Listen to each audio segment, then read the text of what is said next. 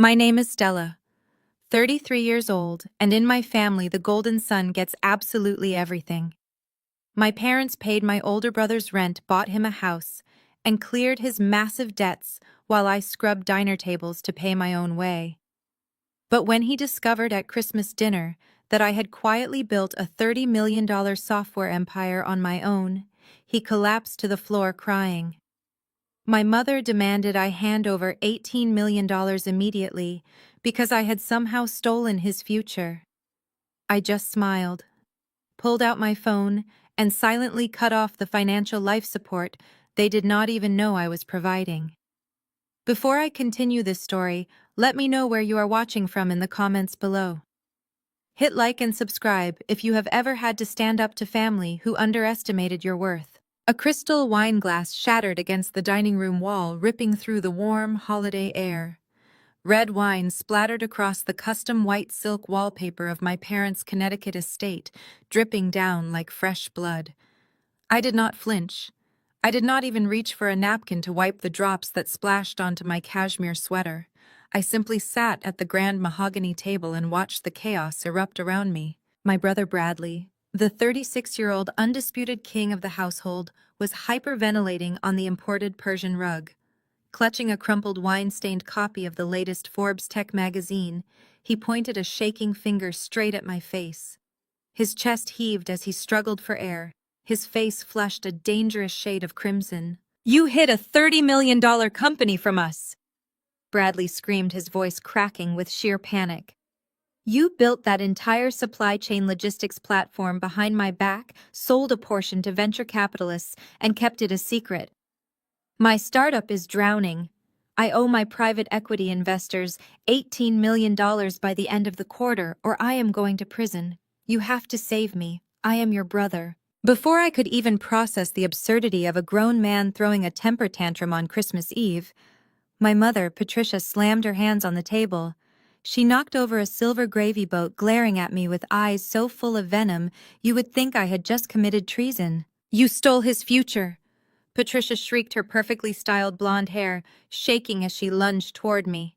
She grabbed the collar of my coat from the back of my chair. "You watched your brother struggle to keep his startup afloat for 3 years. You sit there with millions in the bank while your own flesh and blood is facing bankruptcy. Write him a check for $18 million right now, Stella. Right this second." I pulled my coat away from her grip. I looked my mother dead in the eye, keeping my voice dangerously level. "Stole his future?" I asked softly. "You remortgaged this house twice to pay off his gambling debts. You bought him a luxury loft downtown while I was working double shifts at a diner to pay my college tuition. You gave him everything. I built my company from absolutely nothing." My father, Richard, finally entered the fray. He stood up from his chair at the head of the table, his face a mask of furious authority. He slammed his fist down on the mahogany wood so hard the remaining crystal glasses rattled. "I told you to drop that stupid logistics hobby 5 years ago," Richard roared.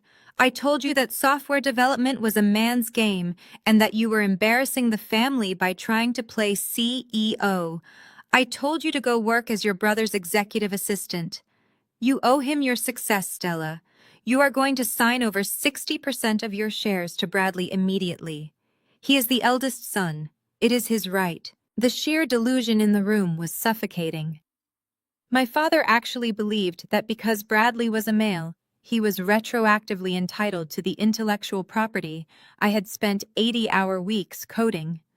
I had starved for my success, facing endless rejections from investors who looked right past me. I survived on pure grit, while Bradley used his endless allowance to play pretend businessman with his wealthy country club friends. Then came the final voice of entitlement. My sister-in-law Jasmine stepped forward.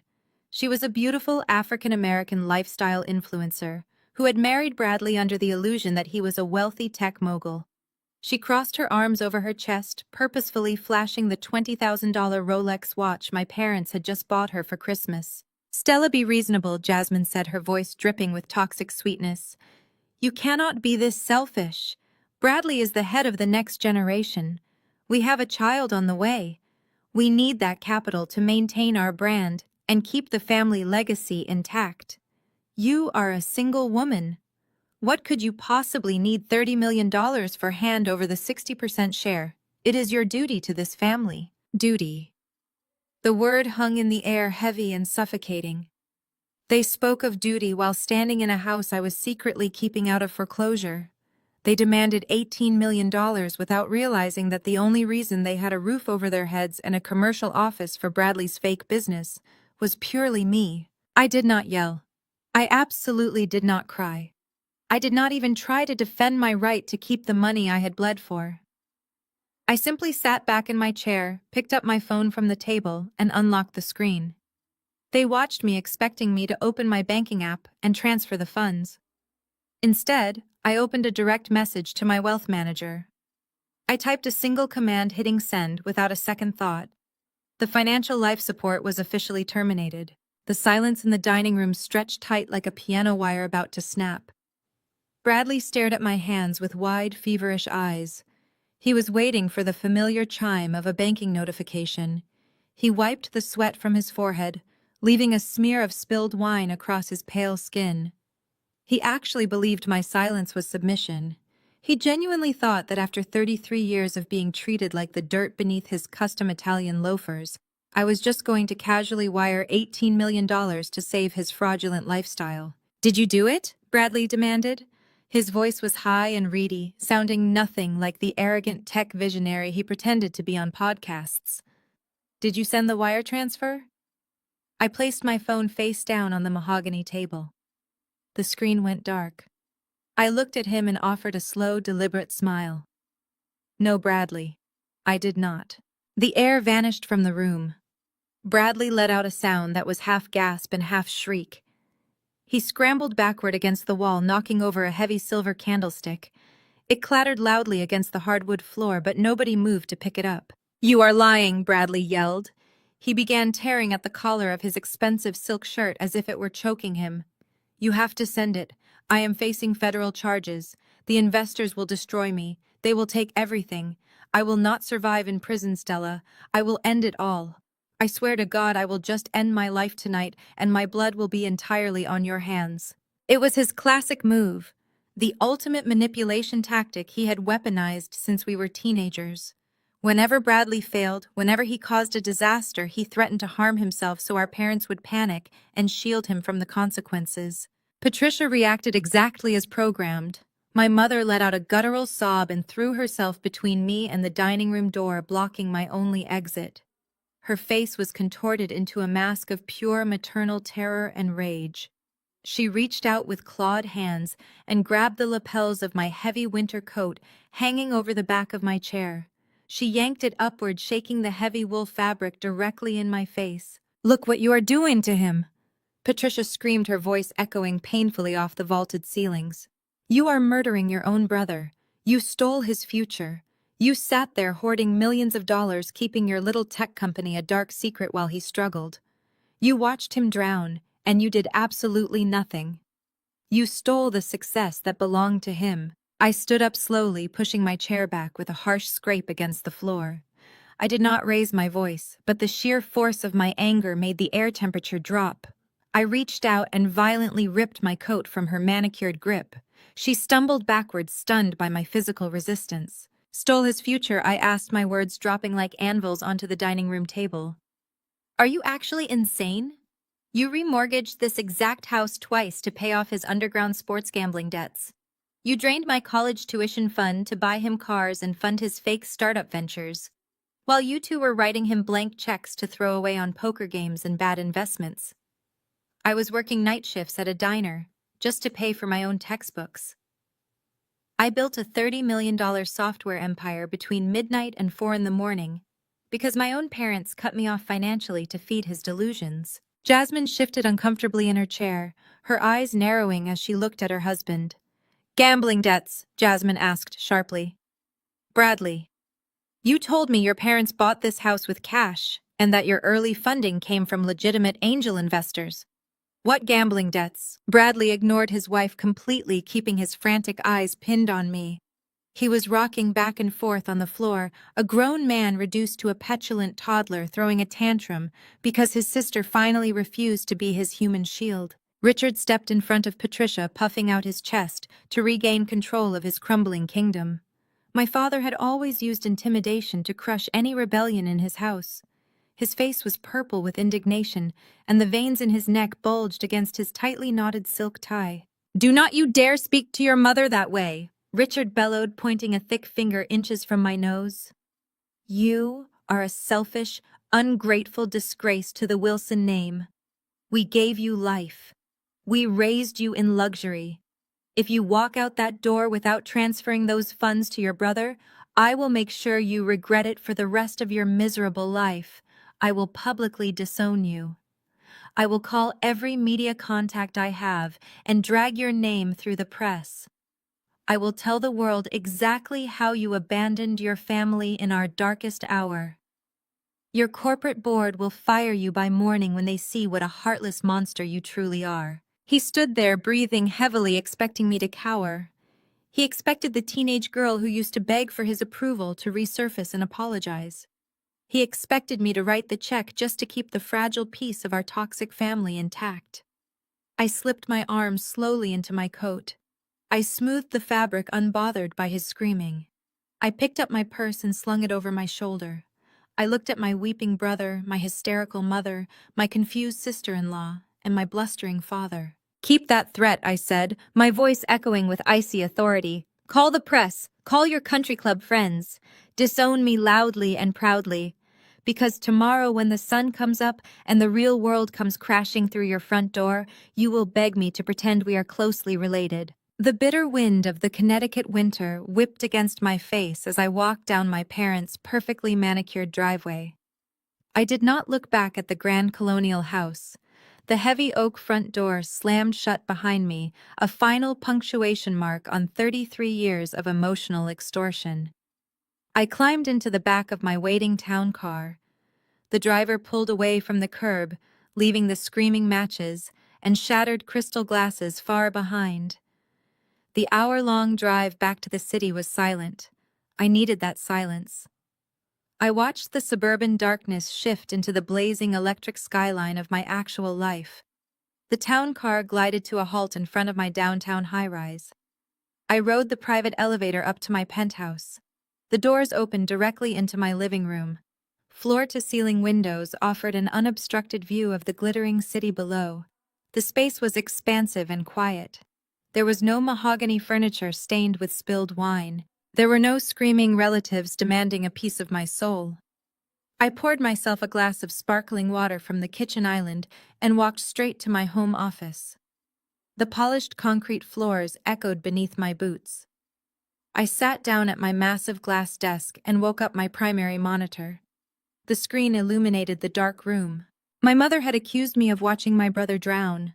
She claimed I hoarded my wealth in secret while they suffered. The sheer spectacular irony of her accusation made a cold laugh escape my throat. I typed my master password into the encrypted server. A network of offshore and domestic accounts bloomed across the monitor. I clicked open the primary folder for Apex Holdings. Apex Holdings was a discreet, limited liability company I established 3 years ago. Nobody in my family knew it belonged to me. To them, it was just a faceless corporate entity, a stroke of incredibly good luck that had miraculously saved them from absolute ruin. I pulled up the automated ledger.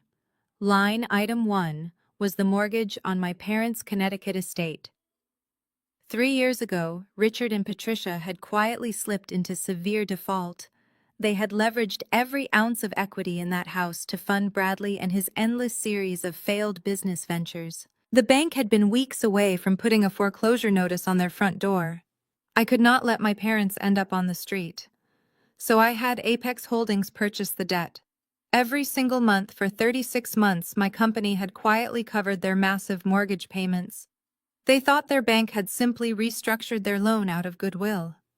They thought their country club prestige had saved them. I scrolled down to line item 2, Bradley and his spectacular downtown commercial lease. My brother loved playing the role of a successful tech entrepreneur. He loved the glass walls, the espresso machines, and the prestige of a prime zip code. But his company produced nothing but debt. His investors had stopped answering his calls years ago. I clicked open a subfolder labeled 2023 Bankruptcy Intervention. 2 years ago, Bradley had crashed his previous startup straight into a brick wall of federal tax liens and creditor lawsuits. He had been facing personal bankruptcy and potential fraud charges. Richard had proudly announced to the entire extended family that he had liquidated his own retirement accounts to bail his golden son out of trouble. Richard took all the credit. He paraded around like the ultimate patriarch saving his boy. I stared at the scanned bank transfer receipts on my screen. Richard never had the money.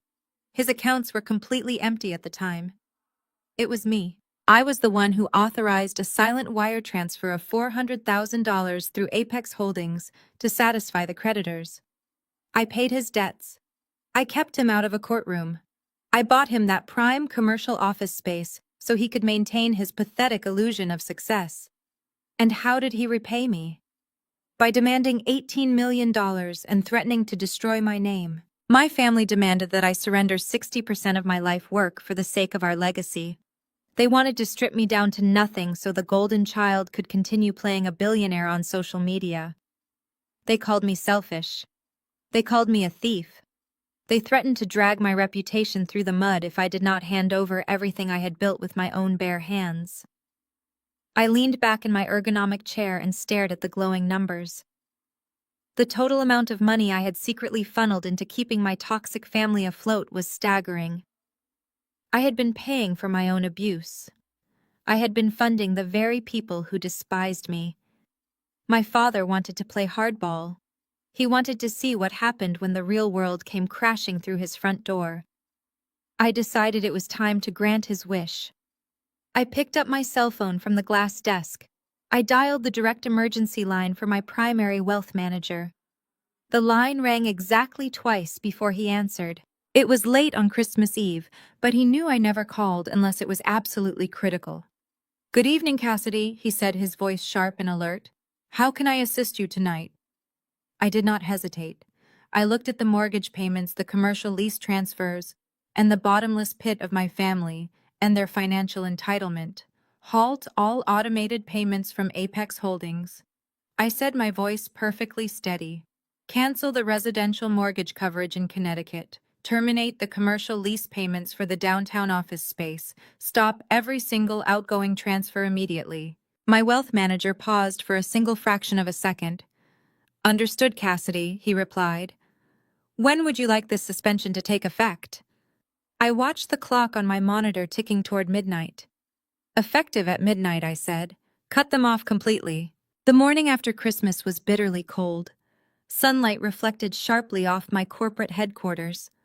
I stood by my office windows watching the city wake up. My phone had been ringing continuously. My wealth manager executed my orders precisely at midnight. Every single automated payment from Apex Holdings had been permanently canceled. The financial lifeline that had kept my parents and brother floating in unearned luxury was officially dead. I knew it would take days for the banks to process the missed payments and issue default notices, which meant my family was completely oblivious to their impending ruin. They still believed they held all the power. They still believed I was just a rebellious daughter throwing a temper tantrum. Down in my marble lobby, that delusion was about a second away from becoming a public spectacle. My head of security radioed my office, his voice tight with professional restraint. He informed me that 2 aggressive men claiming to be my father and brother had just stormed through the revolving doors. They were currently harassing the front desk staff and refusing to leave. I watched the security feed on my tablet. Richard and Bradley looked completely out of place in my sleek, modern lobby. They were wearing their typical country club attire, acting as though they owned the very floor tiles they walked on. They were shouting, pointing fingers, and making an absolute scene. I told security to hold their ground, but not physically remove them just yet. I wanted to see exactly how far they were willing to go. I took the private elevator down to the mezzanine level overlooking the lobby and observed the chaos below. Bradley slammed his hand against the polished granite of the reception desk. He leaned over, trying to intimidate the young woman working there. He yelled that he did not need an appointment to see the little girl playing executive. He demanded she print him a visitor badge immediately and escort him to the executive floor. When the receptionist firmly reiterated that she could not grant access without my direct authorization, Richard stepped up. My father puffed out his chest using the same booming voice he used to terrorize waitstaff. He announced he was Richard Wilson, the patriarch of the family, and had the authority to fire anyone who disrespected him. The receptionist trained to handle irate corporate clients remained perfectly composed. She pressed the silent alarm under her desk. Within seconds, 4 large security guards formed a solid wall between my family and the turnstiles. Bradley scoffed at the guards, his arrogance reaching a fever pitch.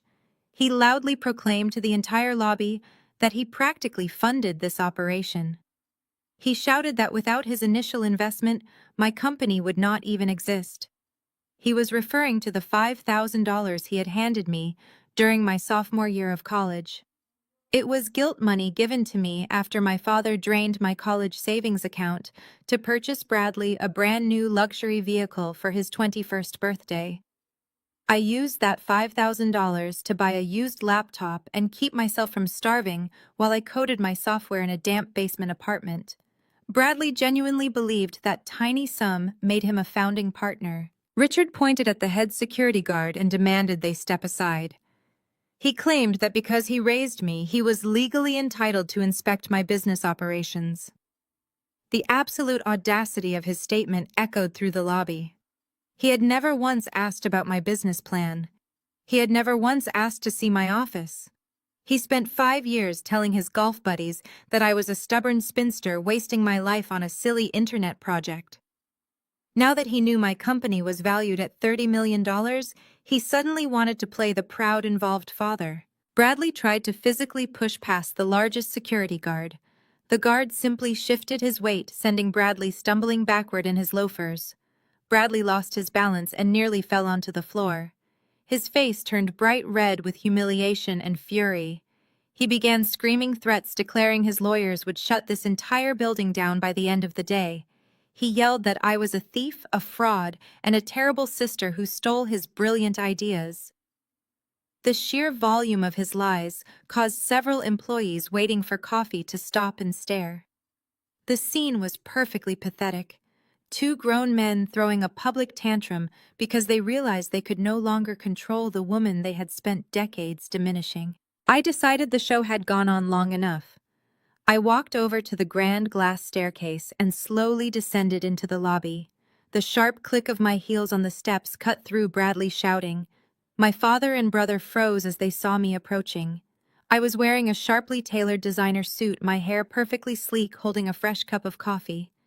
I did not look like the exhausted, desperate girl they remembered. I looked exactly like the chief executive officer of a highly successful tech enterprise. I stopped a few feet away from the security barricade. Richard immediately opened his mouth to start making demands, but I raised a single hand, silencing him instantly.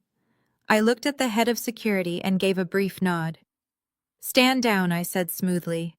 "It is fine. Let them through." The guards parted seamlessly, creating a clear path. Bradley smirked, adjusting his jacket, clearly believing his intimidation tactics had worked. Richard gave me a smug, triumphant look, assuming I had folded under the pressure of public embarrassment. They thought I was surrendering. I turned around and swiped my access card at the turnstile. "Follow me," I said without looking back. "Let us go up to the executive boardroom. We have a lot to discuss." They then followed me onto the private elevator, completely unaware that they were walking straight into a trap from which they would never recover. The private elevator ascended to the 42nd floor in suffocating silence. I stood near the glass panel, watching the city drop away beneath us while Richard and Bradley shifted uncomfortably behind me. When the doors parted, they stepped out into the nerve center of my operations. Analysts walked briskly through the corridors. Nobody paid my father or brother any attention. They were completely stripped of their suburban country club armor. The room was designed for corporate warfare. A massive slab of black marble served as the conference table. I took my seat at the head of the table. I did not offer them anything to drink. I merely folded my hands, resting them on the cool marble, and waited. Richard, realizing he was losing the psychological high ground, grabbed the back of the nearest chair and yanked it out. He sat down heavily, trying to project an air of absolute authority. Bradley remained standing, pacing like a caged animal. He kept glancing at the digital stock tickers. The reality of my wealth was starting to short-circuit his brain. "Let us drop the theatrics, Cassidy," my father barked, using my given name for the first time in years. "You have had your fun parading us around your office. You want to play the corporate boss. Fine. But business is business and family is family. We are here to finalize the transition of assets." He reached inside the breast pocket of his tailored jacket and pulled out a folded sheaf of papers.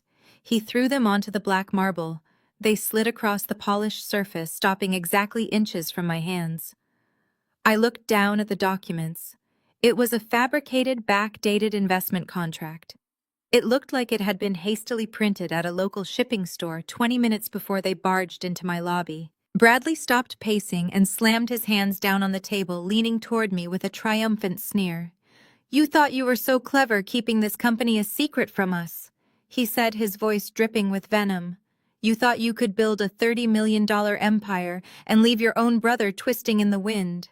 But you forgot one very important detail about how startups work. You forgot about your seed investors." I stared at him, letting the silence stretch out. "What seed investors, Bradley?" I asked, my tone dangerously flat. "Me," he shouted, pointing a thumb at his own chest. "I am your initial investor. This contract proves that my initial financial contribution entitles me to a 50% equity stake in this company. At a $30 million valuation, you owe me $15 million. I expect the shares transferred to my name by the end of the business day. If you sign right now, we might even let you keep your title for the optics." I looked from the fake contract to Bradley and then to Richard, who was nodding in solemn agreement, as if this were a reasonable corporate negotiation. The absolute delusion required to walk into my building, slap a forged document on my table, and demand half of everything I owned was staggering.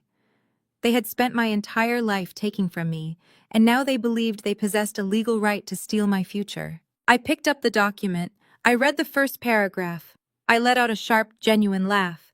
The sound bounced off the glass walls of the boardroom, completely shattering the tense atmosphere.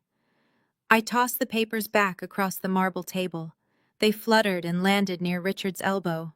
"An investment contract," I said, still laughing.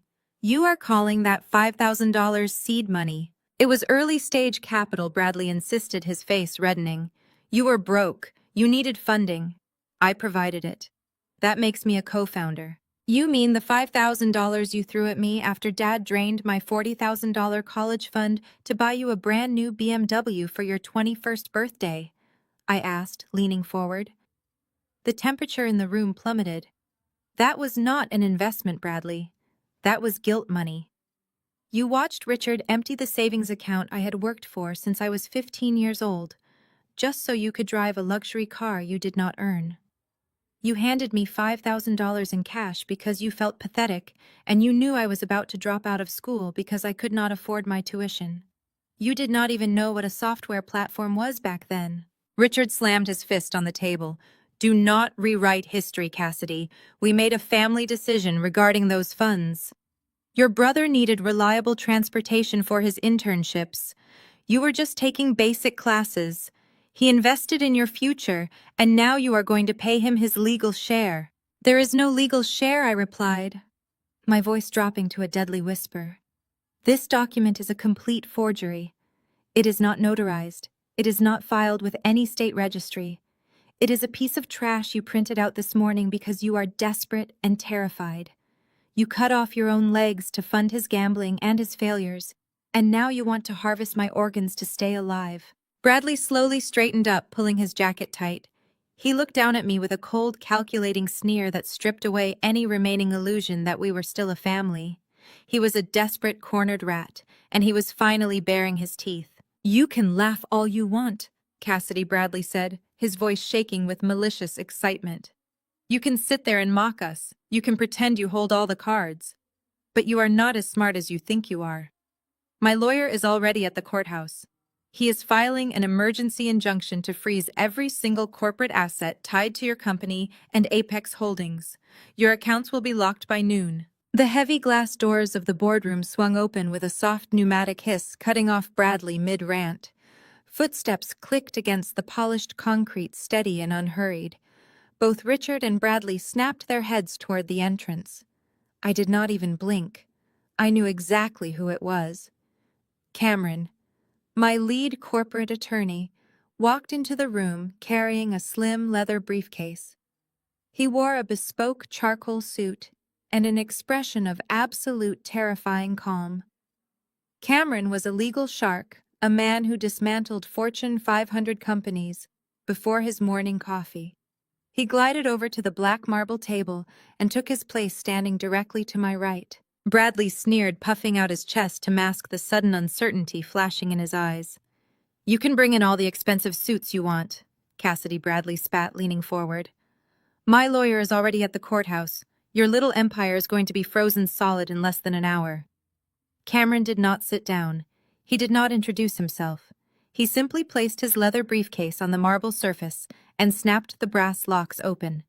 The sharp clicks echoed in the quiet room. "Your representation, a Mr. Thomas Vance, is currently sitting in the lobby of the federal courthouse," Cameron said, his voice smooth and deadly low. "He is not filing an injunction, Bradley. He is sitting there because I called him 15 minutes ago and informed him that if he submitted that fabricated document to a federal judge, I would personally see him disbarred by Friday." Bradley opened his mouth to shout, but the words died in his throat. Richard stepped forward, his face flushing a dangerous shade of crimson. "You cannot threaten us," Richard bellowed, slamming his hand onto the table. "We have a legally binding contract. My son is a 50% shareholder." Cameron withdrew a single sheet of paper from his briefcase. He held it up. It was a copy of the fake contract Bradley had just thrown at me. "This is not a contract," Richard Cameron stated, enunciating every syllable with chilling precision. "This is a felony. Under federal law, presenting a forged document with the intent to claim corporate assets constitutes wire fraud and attempted extortion. The penalty for these offenses includes significant federal prison time." Your lawyer realized this the moment I pointed out that the corporate entity named on this document, Apex Holdings, did not exist at the time of the alleged $5,000 transfer. You backdated a contract to a company that had not yet been incorporated. It is remarkably sloppy work. The color drained from Bradley and his pale face. He looked at Richard, panic setting in. Richard worked his jaw furiously, but for the first time in his life he had absolutely nothing to say. The bluster was gone, replaced by the creeping realization that they had walked into a legal slaughterhouse. But Cameron was not finished. He reached into his briefcase again. He pulled out 3 thick bound folders and dropped them onto the black marble table. The heavy thud made Bradley flinch. "This latest attempt at fraud is entirely consistent with your documented history," Cameron said, sliding the first folder toward Bradley. "Here we have the bankruptcy filings from your previous venture.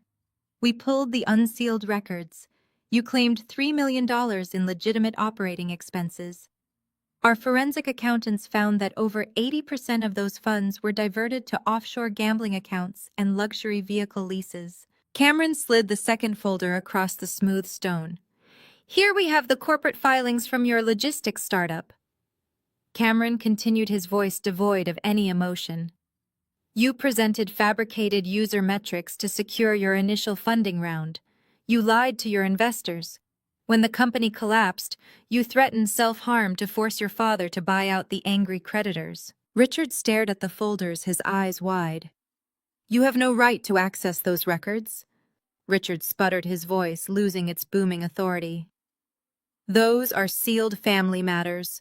They are corporate fraud," Richard Cameron corrected sharply.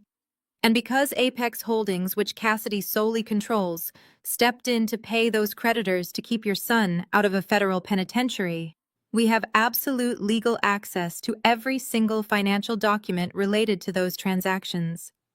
You thought you were protecting a brilliant entrepreneur.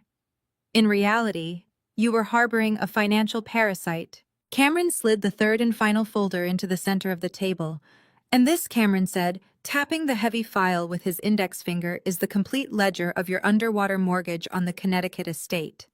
It details every single payment Apex Holdings made to stop the bank from seizing your home. You came into this building today demanding $15 million from the very woman who has been secretly keeping a roof over your head. If you attempt to pursue this ridiculous extortion claim, I will submit all 3 of these folders to the district attorney. Bradley will face multiple counts of fraud, and Richard, you will be named as a co-conspirator for knowingly facilitating his financial crimes. The boardroom was silent. The air felt suffocating. The reality had crashed down upon them. They had no leverage or power. They were at my mercy, and I had none left. His face contorted with a mixture of profound humiliation and explosive rage. He realized he had been outplayed, outsmarted, and outfunded by the daughter he had spent 33 years calling worthless. He turned his furious glare toward Bradley. The golden sun was trembling, staring at the folders as if they were venomous snakes. "Get up," Richard hissed, grabbing Bradley by the arm of his expensive suit. Bradley stumbled, nearly tripping over his own feet, as his father yanked him toward the heavy glass doors. "You will have nothing by the time we are done with you," Richard shouted as they exited. Cameron turned to me. "Should we accelerate the eviction notices?" I nodded slowly. 2 weeks evaporated without a word from my father or brother.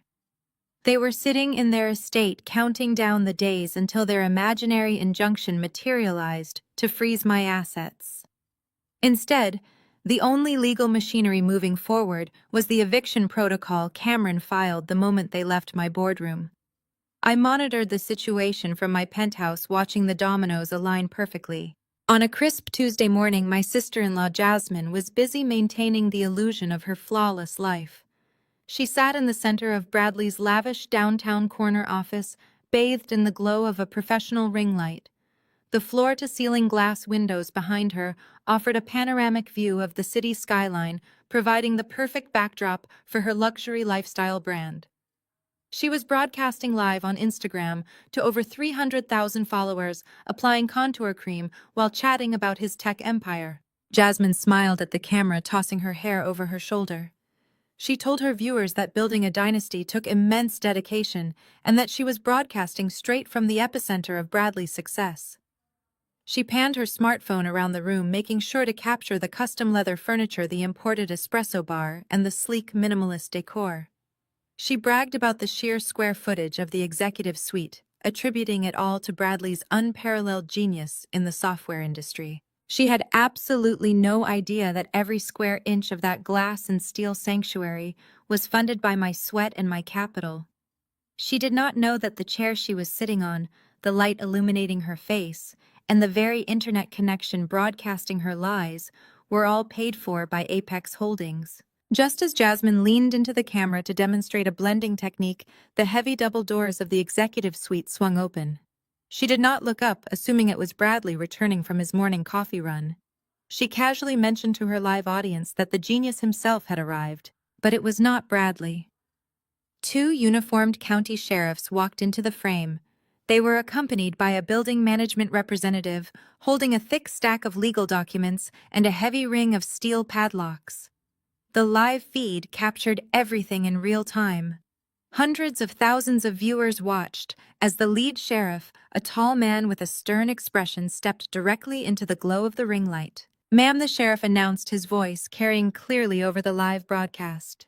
"You need to vacate the premises immediately. This property is being seized under a court-ordered commercial eviction." Jasmine froze. The blending sponge dropped from her hand and bounced off the pristine white desk. She stared at the officers, her perfectly contoured face contorting in genuine confusion. She forced a nervous laugh, glancing at her phone screen, where the comments were suddenly moving at light speed. "Excuse me," Jasmine said, her voice trembling slightly as she tried to maintain her influencer persona. "You must have the wrong office. My husband is the CEO. This is a multi-million-dollar company. We are in the middle of a live broadcast." The building manager stepped forward, holding up the eviction notice. "There is no mistake, Mrs. Wilson. Apex Holdings terminated the lease agreement 2 weeks ago due to non-payment. You have 30 minutes to gather your personal belongings before we padlock the doors." Anything left inside will be seized to cover the outstanding debts. The chat on Jasmine's live feed exploded. Thousands of comments poured in simultaneously, mocking her, questioning the eviction and screen recording the ultimate humiliation. She scrambled to snatch the phone off its tripod, her manicured fingers slipping in her panic. She fumbled with the screen, frantically trying to end the broadcast, but the damage was permanently done. The internet is forever, and her facade of billionaire wife was actively burning down in front of a massive audience. Bradley sprinted into the office just as Jasmine finally managed to kill the live feed. He was out of breath, holding 2 iced coffees that immediately slipped from his grasp and splashed across the expensive hardwood floor. He stared at the sheriff's, the eviction notice, and the padlocks. "What are you doing?" Bradley yelled, his voice cracking with sheer panic. "You cannot do this. I have an angel investor. Apex Holdings handles all the logistics. Call them right now. There has to be a banking error." The building manager looked at him with zero sympathy. "Apex Holdings did not make a banking error, Mr. Wilson. They officially dissolved their relationship with your entity. They explicitly authorized this eviction. We have the signed affidavits from their legal team right here."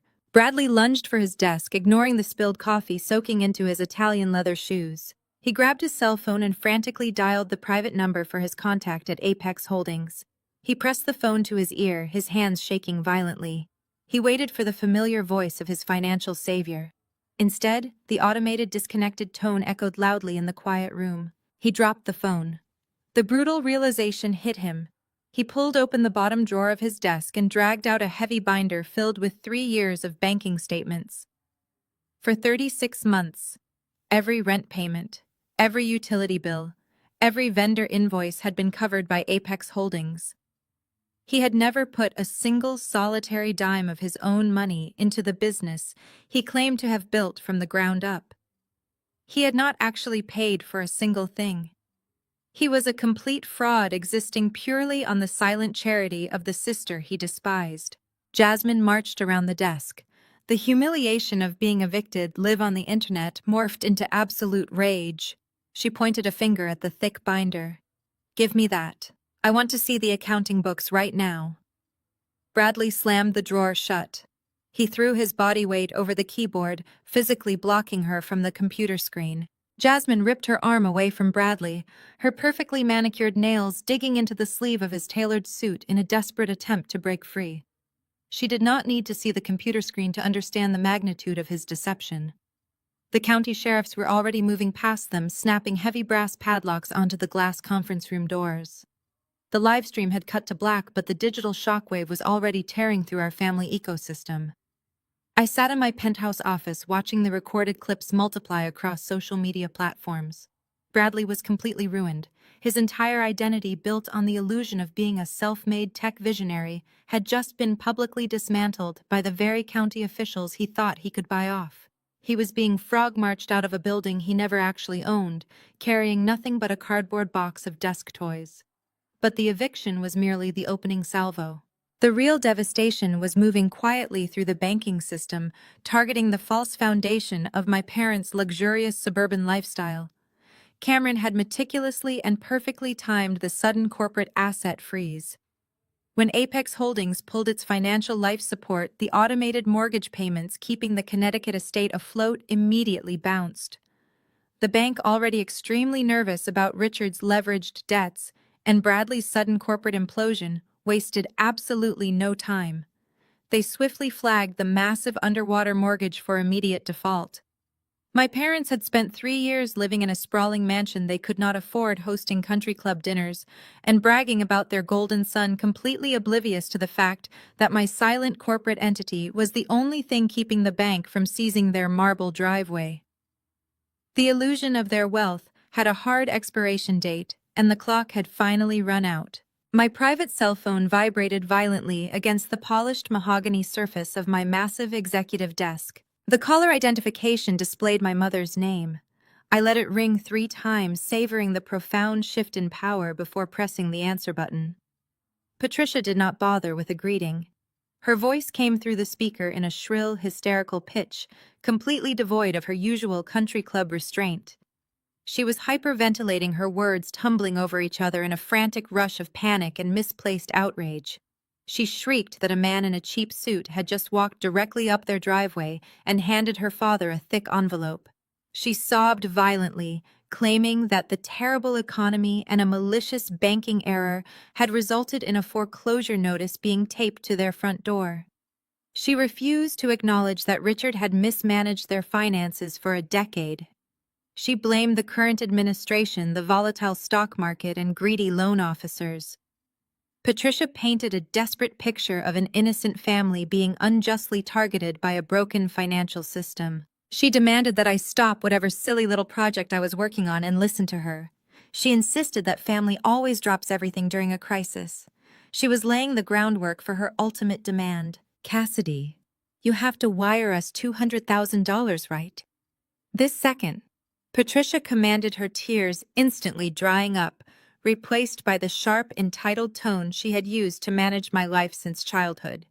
She spoke as if ordering a simple coffee, completely detached from the reality of the sum she was demanding.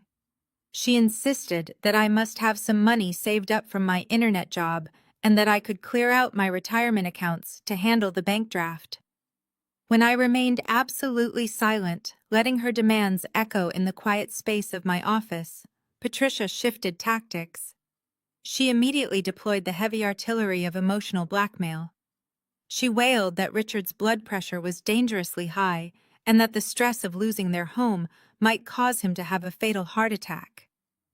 She reminded me of every meal I had ever eaten under their roof, calculating the cost of my childhood upbringing as a debt I was now legally obligated to repay. When I still did not answer, her voice grew feral and jagged. "You owe us this money, Cassidy!" Patricia screamed, the sound distorting through the phone speaker. "I sold my mother's heirloom diamonds to keep your brother afloat. I gave up my own family legacy just so Bradley could secure his seed funding. We sacrificed everything for his genius. It is your turn to bleed for this family. You have to fix this right now." The sheer audacity of her statement settled over me like a heavy winter chill. She had pawned her own mother's priceless diamonds to fund Bradley's gambling addictions and failed business ventures, calling it seed funding. She had watched my father drain my college savings to buy Bradley a luxury car, and she still considered herself a martyr. They had systematically cannibalized every asset they could touch to prop up a golden son who had never succeeded at anything in his entire life. And now, standing on the edge of total financial ruin, facing the immediate loss of her sprawling Connecticut estate, she expected me to offer up my own veins to keep their delusion alive. She genuinely believed my purpose on this earth was to serve as a designated donor for their reckless consumption. I looked at the financial dossiers spread across my desk, the ledgers showing millions of dollars I had secretly paid to keep them out of prison and off the streets. They had taken my capital, slapped Bradley's name on it, and paraded it around their social circles as proof of his superiority. The blinding reality of their narcissistic entitlement was staggering. I leaned toward the phone, my voice dropping to a terrifyingly calm, absolute zero. "I did bleed," I replied coldly, cutting through her frantic sobbing. "You just drank it without asking whose it was." I ended the call, set the mobile device face down on the marble, and permanently blocked her number from my phone. My phone had barely settled on the marble desk after blocking that number when the private penthouse intercom buzzed. I pressed the communication button, expecting my security team to report another pathetic attempt by my father to breach the building. Instead, the concierge came through, crisp and professional, informing me that Jasmine Wilson was waiting in the lobby. I anticipated a screaming match. I assumed Bradley had sent his wife as a glamorous attack dog to guilt me into unlocking the corporate accounts. I authorized her access out of pure morbid curiosity. 2 minutes later, the private elevator doors parted directly into my foyer. Jasmine stepped out, but she did not look like a woman preparing for a hysterical confrontation. The panic she displayed during the live broadcast eviction was completely gone. She wore a sharp tailored trench coat and oversized sunglasses, which she calmly removed and slipped into her designer bag. She looked around my sprawling penthouse, taking in the original artwork and the panoramic city views before locking eyes with me. There was no anger in her expression, just a cold, calculating clarity. She walked into my living room and took a seat on the white leather sofa, crossing her legs with precision. I remained standing, leaning against the kitchen island, pouring myself a fresh cup of coffee. I waited for her to start demanding explanations or hurling insults about the eviction. Instead, she smoothly reached into her coat pocket.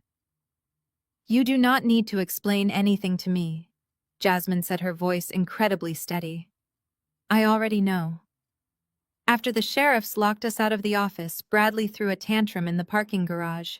He was screaming at his phone, threatening to sue the county.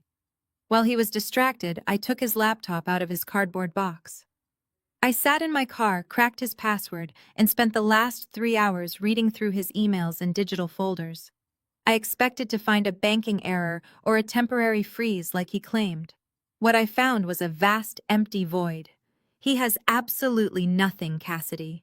Every single vendor invoice, every marketing expense for my brand, every dinner reservation and car lease was being paid by a shell company traced directly back to Apex Holdings. He has not possessed a single dollar of his own money in 3 years. He is flat broke." Jasmine leaned forward, resting her elbows on her knees. As a Black woman who built a lifestyle brand from an absolute zero starting balance, I know what actual hustle looks like. I spent 6 years grinding for every single follower and every sponsorship deal. I know what real money looks like, and I know how to spot a grifter. But Bradley played the ultimate illusion. When we met, he flashed his parents' Connecticut zip code like a black card. He brought me to their country club, charging $1,000 dinners to an account he claimed was his corporate expense tab. He paraded me through the legacy of the Wilson family, masking his profound incompetence behind the shiny veneer of generational wealth. I thought I was marrying a tech visionary who matched my ambition. I thought we were building an empire together. I did not realize I was hitching my brand to a parasite who was secretly draining his sister dry just to keep his golf club membership active. The anger in her voice was not directed at me. It was the white-hot fury of a self-made woman realizing her partner was a total fraud. "You built this entire operation while he was taking the credit," Jasmine continued, gesturing to my penthouse. "He sat in that massive corner office playing executive while you funded the very floor tiles under his feet. And the moment you cut the cord, he completely collapsed. He is a child playing dress-up." I walked over and sat in the armchair opposite her. "So why are you here, Jasmine?" I asked smoothly. "You know the truth.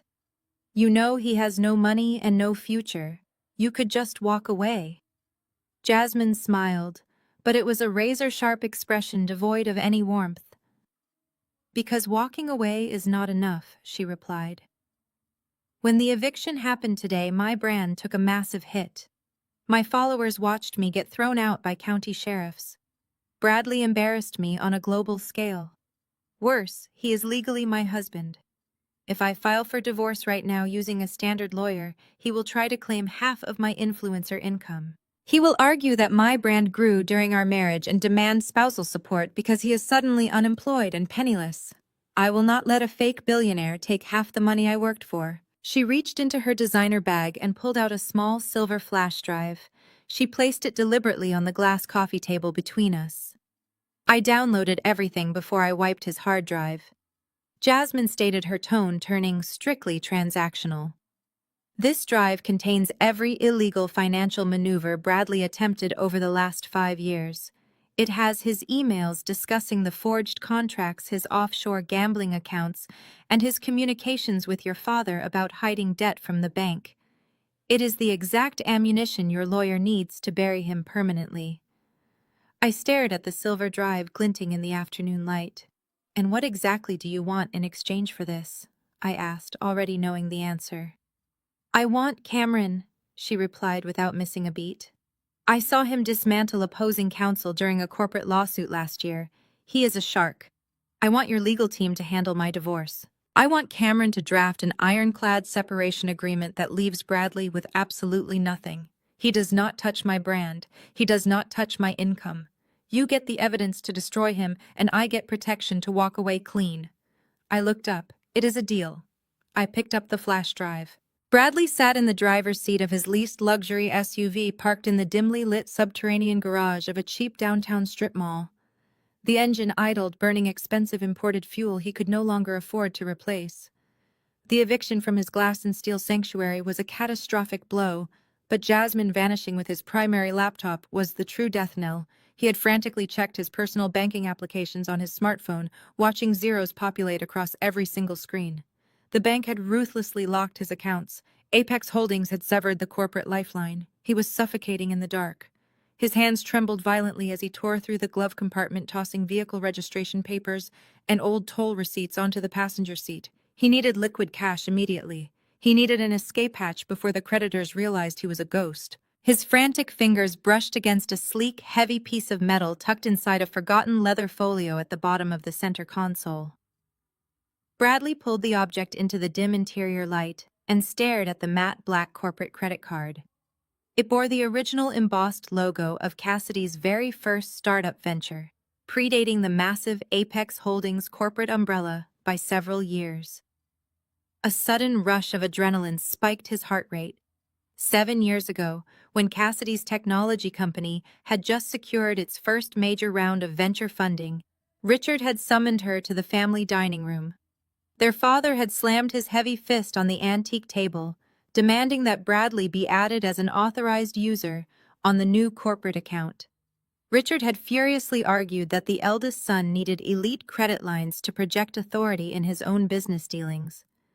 Cassidy had firmly resisted warning them of the immense liability, but Richard had relentlessly bullied her into submission, accusing her of hoarding her newfound wealth to spite the family.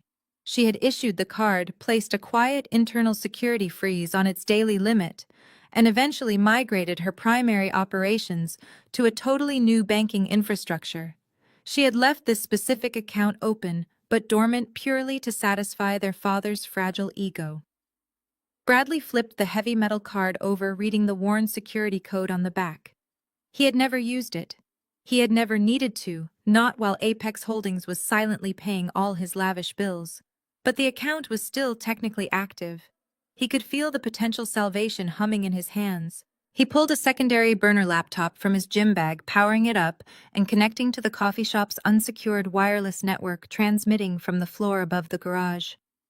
He typed furiously, his knuckles white with absolute tension. He accessed a dormant offshore payment portal he had covertly set up during one of his failed cryptocurrency ventures in the Cayman Islands.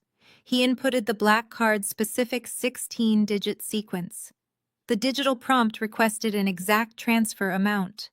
Bradley typed $150,000. He stared at the glowing screen, his breathing ragged and shallow in the confined space of the vehicle. He did not feel a single ounce of guilt or remorse for what he was about to do. He justified the massive theft, instantly muttering aloud to the empty car, "I deserve this. I am the eldest son. I am the rightful heir to the Wilson family legacy. She stole my birthright by hiding her wealth from us. This is my money. I am just taking back what absolutely belongs to me." He slammed his index finger onto the enter key, initiating the international wire transfer. The screen displayed a spinning green loading wheel. Bradley held his breath, praying the ancient corporate account still had the raw liquidity to clear the massive transaction. Miles away, high above the frantic desperation of the city streets, I sat at the polished marble espresso bar in my penthouse. The bright morning sun poured through the floor-to-ceiling windows, illuminating the sharp-focused features of my lead counsel. Cameron sat directly across from me, sipping a dark roast coffee, meticulously reviewing the contents of Jasmine's silver flash drive on his encrypted legal tablet. The drive was an absolute goldmine. Jasmine had delivered exactly what she promised.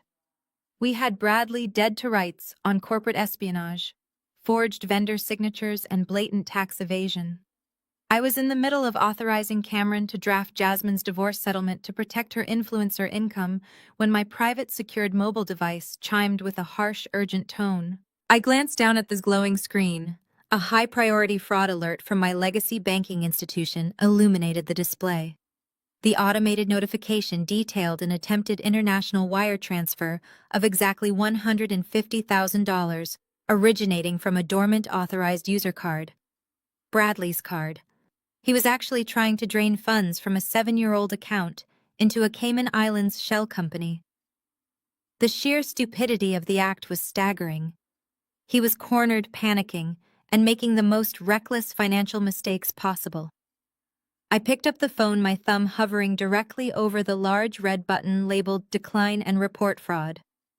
It was my automatic business instinct to shut down his theft immediately, to freeze the metal card and send a final silent message that his access to my capital was permanently terminated. Cameron noticed the sudden shift in my posture. He lowered his encrypted tablet and leaned across the cool marble counter, his dark eyes locking onto the glowing screen of my mobile phone. He quickly read the detailed fraud alert, tracing the domestic origin point and the offshore destination. A slow, predatory smile spread across his face. He reached out and gently wrapped his hand around my wrist, physically stopping my thumb from pressing the red decline button. I looked up at him, silently questioning his sudden intervention. Cameron reached over and tapped the green button labeled Authorized Transaction instead. Let it process. Cameron stated, his voice a low, lethal murmur that echoed perfectly in the quiet kitchen. Blocking it just gets him a declined card. But letting him successfully steal corporate funds across international borders changes the entire game completely. He just moved stolen money offshore. Now it is a federal wire fraud felony. Cameron's predatory smile lingered in my mind long after the federal wire fraud alert vanished from my screen. We had Bradley neatly trapped in a perfectly constructed legal cage of his own making. The trap was set. The trap was sprung. The trap was inescapably secure. I slept that night with the profound tranquility of a woman who had finally excised a terminal rot from her life. But desperate people do not simply surrender when cornered. They lash out. They manipulate. They ignite catastrophic fires to obscure their own massive failures.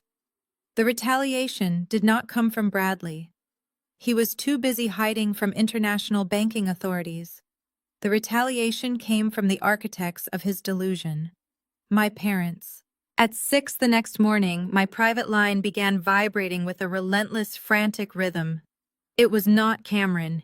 It was the director of public relations for Apex Holdings. She bypassed all standard protocols and ordered me to turn on the local news network immediately. I aimed the remote at the massive screen in my bedroom. The bright morning broadcast did not feature standard financial updates or market analyses. It featured my mother. Patricia was sitting in the center of her sprawling Connecticut living room. The camera angle was deliberately framed to capture the opulent marble fireplace and the antique chandeliers, contrasting sharply with her carefully orchestrated performance of absolute destitution. She wore a simple, unadorned gray sweater, completely devoid of her usual diamond tennis bracelets and heavy gold rings. She looked directly into the camera lens.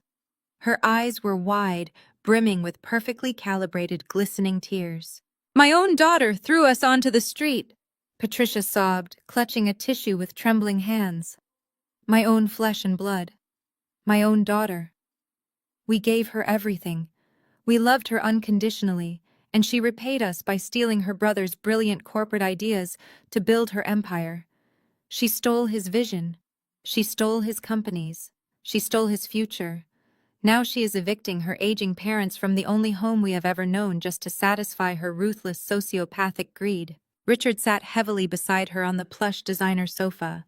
He wrapped a protective, comforting arm around her shaking shoulders, playing the role of the dignified patriarch, crushed by an unnatural betrayal.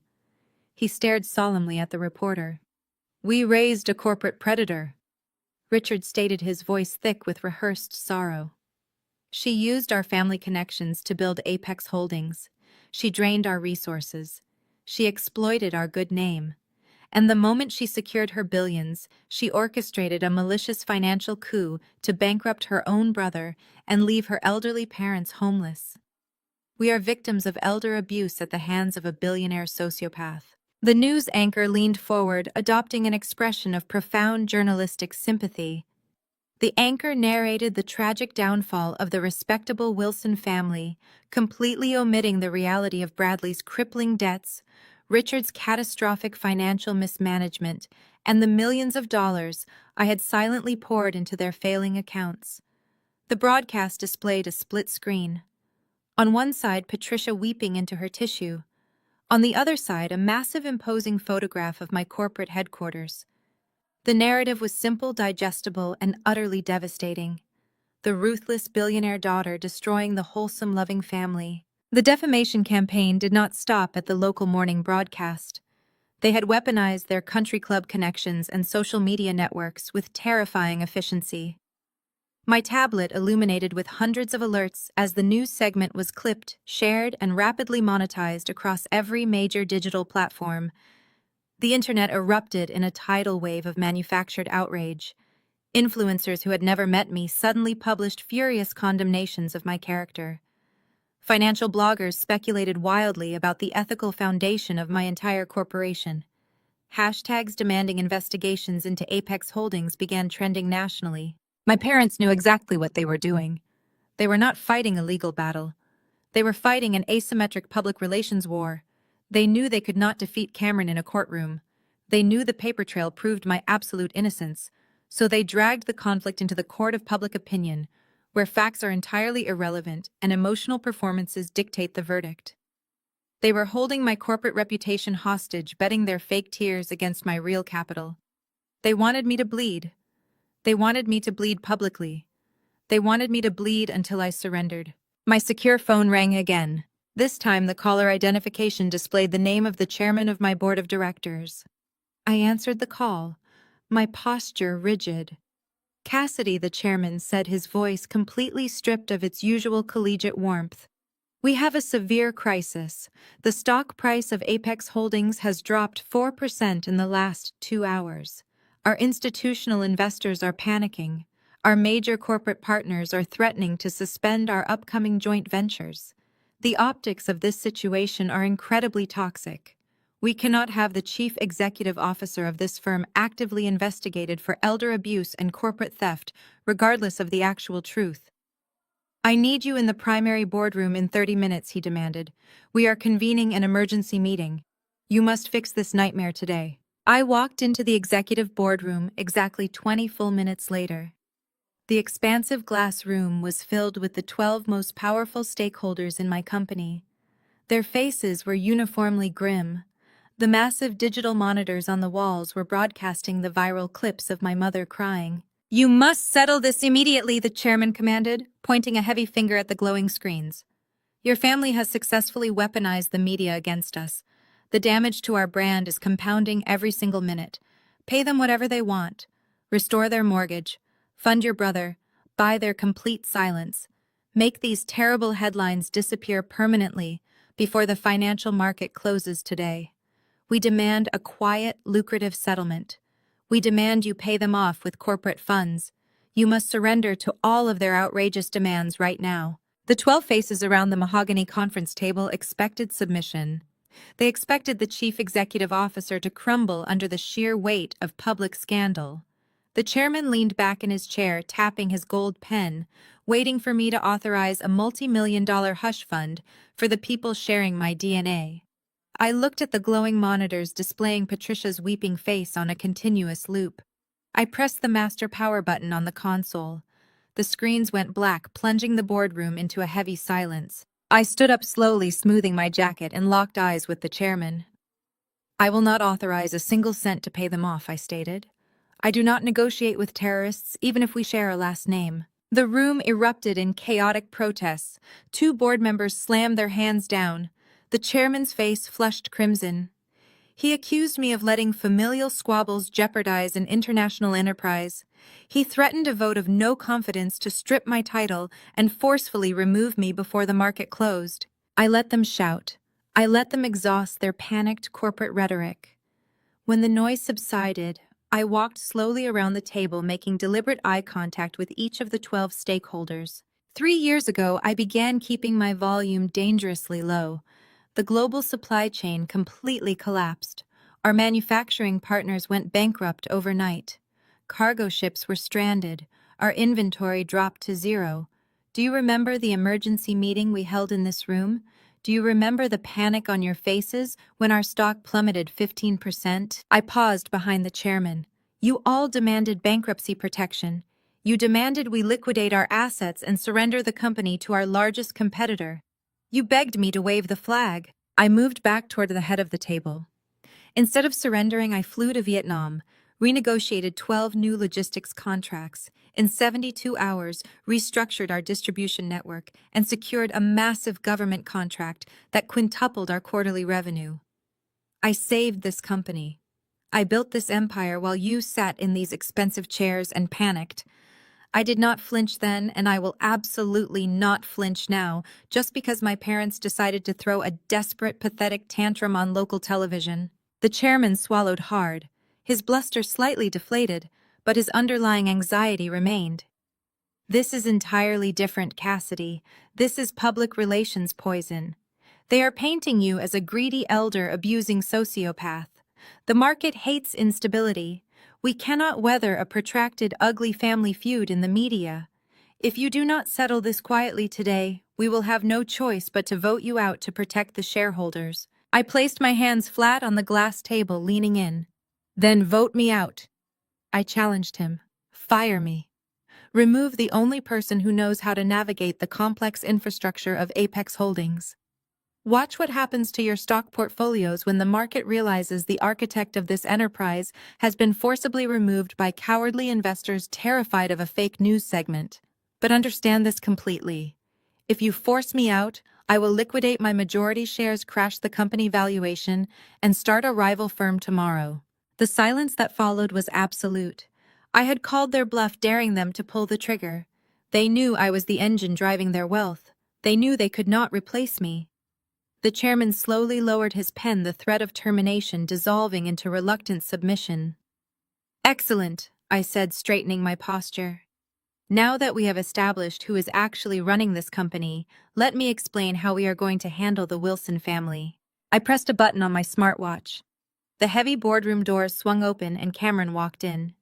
He wore a sharp charcoal suit carrying a thick stack of legal briefs. He moved with the predatory grace of a man who lived for corporate warfare. He handed a bound document to the chairman, then distributed identical copies to every board member around the table. My parents and my brother initiated a public relations war because they believed I would behave like a terrified victim, I explained. They assumed I would desperately protect my corporate image by throwing money at them. They relied on the archaic notion that family loyalty supersedes survival. They were fundamentally wrong. I pointed to the documents in their hands. As of 10 minutes ago, my legal team officially filed a massive countersuit in federal court against Richard Patricia and Bradley Wilson. We are suing them for aggravated defamation, extreme public libel, and systemic financial fraud.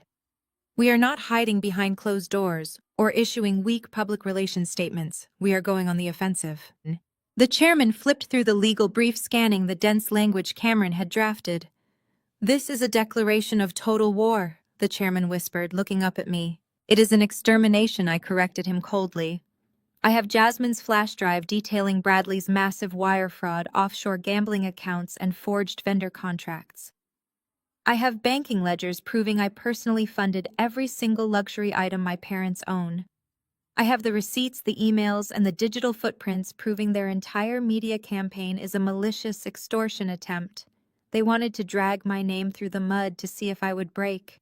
Instead, I am going to drag them into a federal courtroom and dismantle their entire existence piece by piece in front of a judge. I looked around the room, ensuring there was no ambiguity left in the air. The battle lines have been drawn at the courthouse steps. There will be no settlements. There will be no hush money. There will be no quiet resolutions.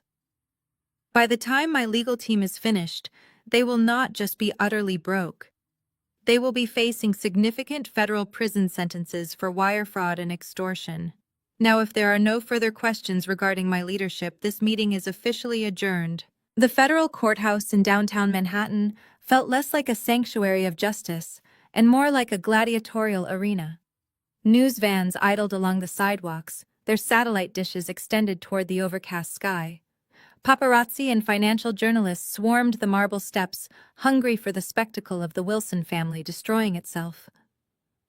I walked through the heavy double doors flanked by my private security detail, and Cameron ignoring the barrage of shouted questions from the desperate reporters blocking the entry. Inside courtroom 4, the atmosphere was suffocatingly tense. The wooden gallery benches were packed shoulder to shoulder, with reporters, local bloggers, and curious onlookers waiting for blood. Across the center aisle, my parents sat behind the plaintiff's table. They had perfectly orchestrated their appearance. Patricia wore a faded, beige cardigan, her shoulders hunched forward to project absolute frailty. Richard sat with a slight tremble in his hands, staring blankly at the polished mahogany table. They looked like terrified, destitute victims of corporate cruelty. Bradley sat beside them, wearing a custom navy suit that projected the exact image of a wronged tech visionary. Bradley's lead attorney, a slick corporate litigator named Vance, paced in front of the jury box with practiced theatricality. He painted a masterful, entirely fabricated picture of the Wilson family dynamic. He described Bradley not as a parasitic grifter, but as a devoted, brilliant older brother who had sacrificed his own entrepreneurial ambitions to nurture his sister's fledgling startup. Vance spun a narrative of a cohesive, loving family that pooled their limited resources to support my dreams, only to be brutally discarded the moment the company achieved billion-dollar valuations. According to Vance, I was a ruthless opportunist who had stolen Bradley's proprietary intellectual property, locked him out of the corporate infrastructure he helped build, and tossed my aging parents onto the street to maximize my quarterly profit margins. The aggressive reporters in the crowded gallery scribbled furiously on their digital notepads, completely captivated by the tragic tale of the betrayed older brother taking on the ruthless billionaire sister. When Bradley took the witness stand, his performance was sickeningly flawless. He adjusted the microphone, looking directly at the jury panel with an expression of profound, lingering sorrow. Under Vance's gentle questioning, Bradley began weaving an elaborate web of absolute lies regarding the foundational days of Apex Holdings. He spoke nostalgically about working out of our parents' cold garage, claiming he spent thousands of hours awake until dawn, fueled by cheap coffee and sheer determination to see me succeed. He testified that he single-handedly authored the primary source code for the proprietary logistics algorithm that launched my first company. I sat in the dim garage writing line after line of complex code while Cassidy slept. Bradley told the hushed courtroom, his voice cracking with manufactured emotion. I taught her everything she knows about system architecture. I mentored her. I guided her. I gave her the keys to the kingdom because I loved my sister. I trusted her implicitly, and I never demanded a formal equity contract because I believed family loyalty was always stronger than corporate greed. She took my software, rebranded it under her own name, and erased my entire contribution from the company history. Patricia dabbed her eyes with a tissue from the plaintiff's table. Richard patted her hand. The jury looked visibly moved by the display. It was a spectacular exhibition of weaponized empathy. I sat perfectly still beside Cameron, my face an unreadable mask of cold stone. I did not glare. I did not shake my head in protest. I simply watched my brother commit blatant, easily verifiable perjury under oath. He was so incredibly arrogant, so accustomed to our parents shielding him from the consequences of his actions, that he actually believed he could lie his way through a federal fraud trial. He thought the courtroom was just another country club dinner, where he could charm the audience with stolen valor. He fundamentally misunderstood the environment he had stepped into. The legal battlefield was not governed by maternal favoritism or empty bravado. It was governed by brutal, unforgiving facts. And I had brought all the receipts to bury him permanently. The sheer audacity of his fabricated narrative was almost impressive. He had rehearsed every single inflection, every calculated pause, for dramatic effect. My parents watched him with unmasked pride, completely convinced that their golden son had finally outsmarted the system. They believed that this theatrical performance would inevitably force me into a quiet, extremely lucrative, permanent financial settlement. Vance concluded his long, direct examination and confidently returned to his seat, looking immensely satisfied with the emotional damage he had inflicted on my character. The judge nodded toward our table. Cameron stood up slowly. He did not rush. He did not look angry. He simply picked up a massive, thick stack of bound watermarked documents and walked deliberately toward the center of the room. He bypassed the wooden podium, completely standing just a few feet away from the witness box. Bradley shifted uncomfortably, his confident facade slipping for a fraction of a second as he eyed the heavy stack of papers in Cameron's hands. You testified that you authored the core logistical algorithms for Apex Holdings. Cameron stated, his voice ringing with absolute chilling clarity. You testified that you spent thousands of hours engaging in complex system architecture. These documents are the original unedited server logs, keystroke trackers, and IP access records from the exact time frame you just described. Cameron deliberately dropped the massive stack onto the wooden railing of the witness box with a deafening thud that loudly echoed across the entire silent room. Before we review these access logs, Cameron continued his predatory smile, returning, I would like you to explain to the jury the fundamental difference between a local variable and a global variable in Python, since you are supposedly a master software architect. Bradley stared down at the documents, his jaw dropping open and closing repeatedly without producing a single coherent sound. The silence in the federal courtroom was absolute. The jury stared at him, their expressions shifting from manufactured sympathy to glaring suspicion. Cameron stood there, letting the silence amplify Bradley's complete technological illiteracy. When Bradley finally stuttered out a nonsensical string of technical jargon, Cameron simply smiled, thanked him, and returned to our table. Vance leaped out of his chair, his face flushed with panic.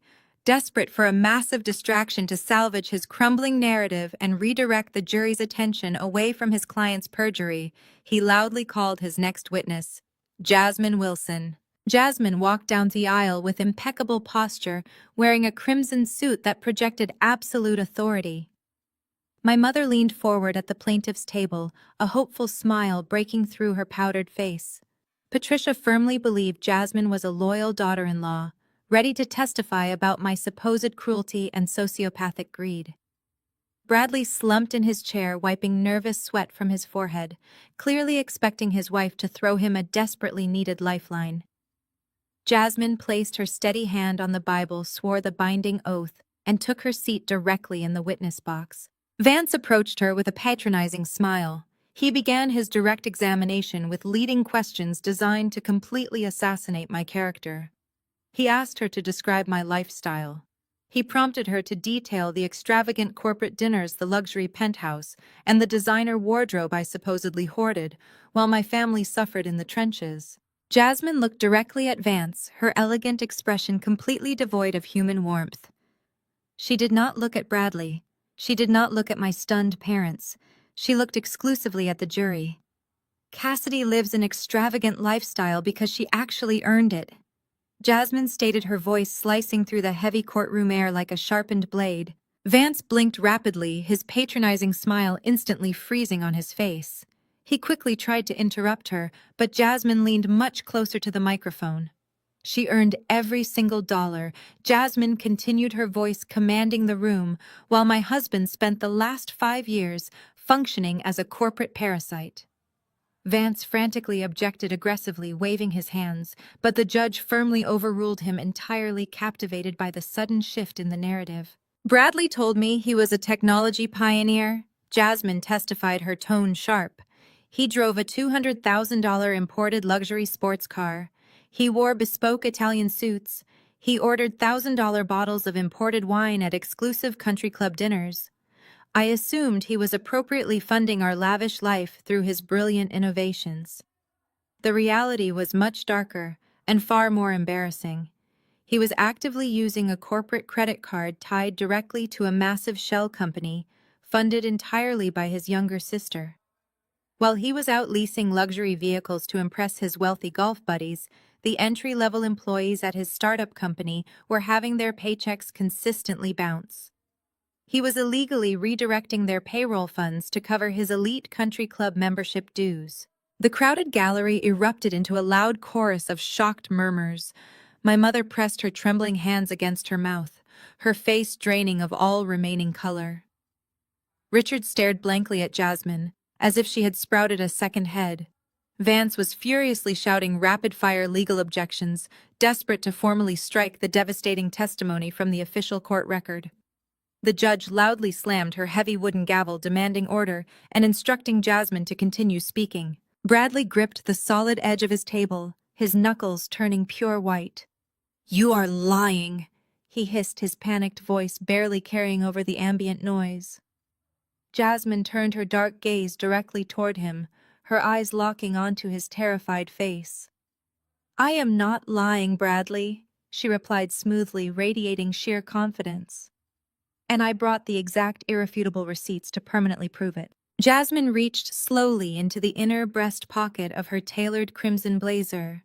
She deliberately pulled out the small, highly polished silver flash drive. It glinted brightly under the harsh, unyielding fluorescent lights of the silent courtroom. She proudly held it up for the federal judge and the captivated jury to see clearly. "Before I packed my bags and left him forever, I covertly accessed his unsecured personal laptop." Jasmine declared, her powerful voice echoing perfectly across the room. "I downloaded his entire digital footprint. This tiny drive contains every single bounced payroll ledger, every intentionally forged vendor invoice, and every single illegal offshore transaction he attempted over the past 5 agonizing years. But the absolute most important digital file on this drive happened just last week." Cameron stood up, fully ready to formally accept the physical evidence. Jasmine turned purposefully toward the judge. "Last week, after his primary accounts were rightfully and permanently frozen, Bradley deliberately attempted to initiate a completely unauthorized, highly illegal international wire transfer. He intentionally used a dormant corporate credit card belonging exclusively to Cassidy's original startup venture.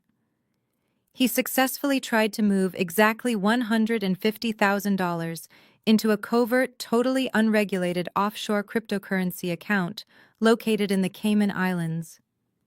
He willfully committed federal wire fraud from the front seat of his leased vehicle. The tense air in the massive courtroom instantly ignited. The reporters scrambled out of their wooden benches, rushing the heavy doors to transmit the explosive breaking news. Patricia let out a loud, piercing wail, burying her tear-stained face in Richard's shaking shoulder. Bradley completely shattered. The thin facade of the brilliant, victimized tech visionary dissolved instantly into pure, violently explosive animal rage. "You treacherous, ungrateful witch!" Bradley screamed at the top of his lungs. He kicked his wooden chair backward. He lunged over the plaintiff's table, his face contorted in absolute fury, sprinting directly toward the witness stand. Jasmine did not flinch. 2 armed federal bailiffs immediately intercepted him mid-stride. The heavy thud of Bradley being tackled to the hardwood floor echoed like a gunshot. As he thrashed violently, his expensive suit tearing at the seam, they aggressively pinned his arms behind his back. The judge hammered her gavel with rapid strikes, demanding immediate order. She directed the bailiffs to remove Bradley and hold him in a cell for direct contempt. As they dragged my brother through the heavy doors, his desperate screams faded into a pathetic whimper. The gallery remained perfectly silent, paralyzed by his public implosion. Jasmine remained seated in the witness box, completely unfazed, smoothing a wrinkle on her skirt. She executed her absolute destruction of Bradley with chilling precision. Vance, his attorney, stood frozen behind the plaintiff table, watching his entire fabricated defense crumble into dust. He had no redirect. He had no further questions. He simply waved a trembling hand, dismissing Jasmine from the stand. My mother buried her face in her hands, her performative weeping replaced by genuine suffocating panic. But Richard Wilson was not a man who surrendered to reality. His golden son had just been dragged away in handcuffs, and his son's wife had successfully handed the federal government the exact blueprints to prosecute him. Instead of cutting his losses, Richard's immense, blinding ego took absolute control. He angrily shoved his chair back and marched directly toward the witness stand before Vance could even officially call him. He swore the oath with a harsh, aggressive tone, glaring down at me, as if his sheer willpower could rewrite the facts of the universe. Vance approached the podium, sweating profusely, clearly terrified of what his own client might say next. He asked a simple, broad question about the financial dynamics of our family. That was all the prompting Richard needed. He gripped the edges of the witness box, leaning aggressively toward the jury. "Cassidy is an ungrateful, malicious parasite," Richard bellowed, his face flushing a deep, dangerous crimson. "I built the Wilson legacy with my bare hands. I possess excellent, impeccable credit. I single-handedly kept our family estate afloat during multiple economic downturns. I provided the very roof over her head, the food on her plate, and the elite education that allowed her to even comprehend basic business principles. She owes us everything. She took our resources, stole her brother's brilliant concepts, and hoarded her billions while actively attempting to bankrupt the very people who created her. I am the sole financial provider for this family. I always have been. She is nothing but a ruthless thief attempting to destroy her betters." Richard panted heavily, his chest heaving as he stared down the jury panel, fully expecting them to validate his patriarchal outrage. He firmly believed his own delusions. He actually thought his historical wealth still existed, completely ignoring the decades of reckless spending and catastrophic investments that had hollowed out his accounts. Vance nervously thanked him and sat down, refusing to make eye contact with anyone in the room. The judge turned her attention to our table. Cameron stood up. He did not bring a heavy stack of server logs this time. He did not bring a digital tablet or a silver flash drive. He held a single crisp manila folder containing one certified legal document. He walked with a terrifying predatory slowness, his highly polished shoes clicking methodically against the hardwood floor. He stopped a few feet from the witness box, allowing the silence to stretch until Richard shifted uncomfortably in his seat. "Mr. Wilson." Cameron began, his voice dangerously soft and conversational. "You just testified under penalty of perjury that you possess excellent credit and that you single-handedly kept your family estate afloat. You stated unequivocally that you are the sole financial provider for your family. Is that an accurate summary of your sworn statement?" "Absolutely," Richard spat back, lifting his chin defiantly. "My financial record is completely impeccable. I pay my own way. I always have." Cameron opened the manila folder. He pulled out a thick packet of papers secured with a heavy blue legal seal. He handed it directly to the court clerk to log into evidence, then handed a duplicate copy to the trembling hands of Mr. Vance. Cameron turned back to face my father. "This document is a certified, unredacted financial disclosure and deed registry for a private wealth management firm known as Apex Holdings," Cameron stated, his voice ringing clearly across the gallery. "I want to draw your attention to page 4, detailing the corporate ownership structure, and page 7, detailing the outbound operational expenditures over the last 36 months. Richard scowled, refusing to look at the paper. "I do not care about her shell companies. She stole that money." Cameron ignored the outburst, stepping closer to the microphone. The gallery leaned forward collectively, sensing the final fatal blow. "Apex Holdings is a private entity wholly owned by Cassidy Cameron," announced to the silent courtroom. "She is the sole proprietor. She is the sole source of capital. And according to these certified banking ledgers, Apex Holdings has been the exclusive entity paying the primary mortgage on your Connecticut estate for the past 3 consecutive years.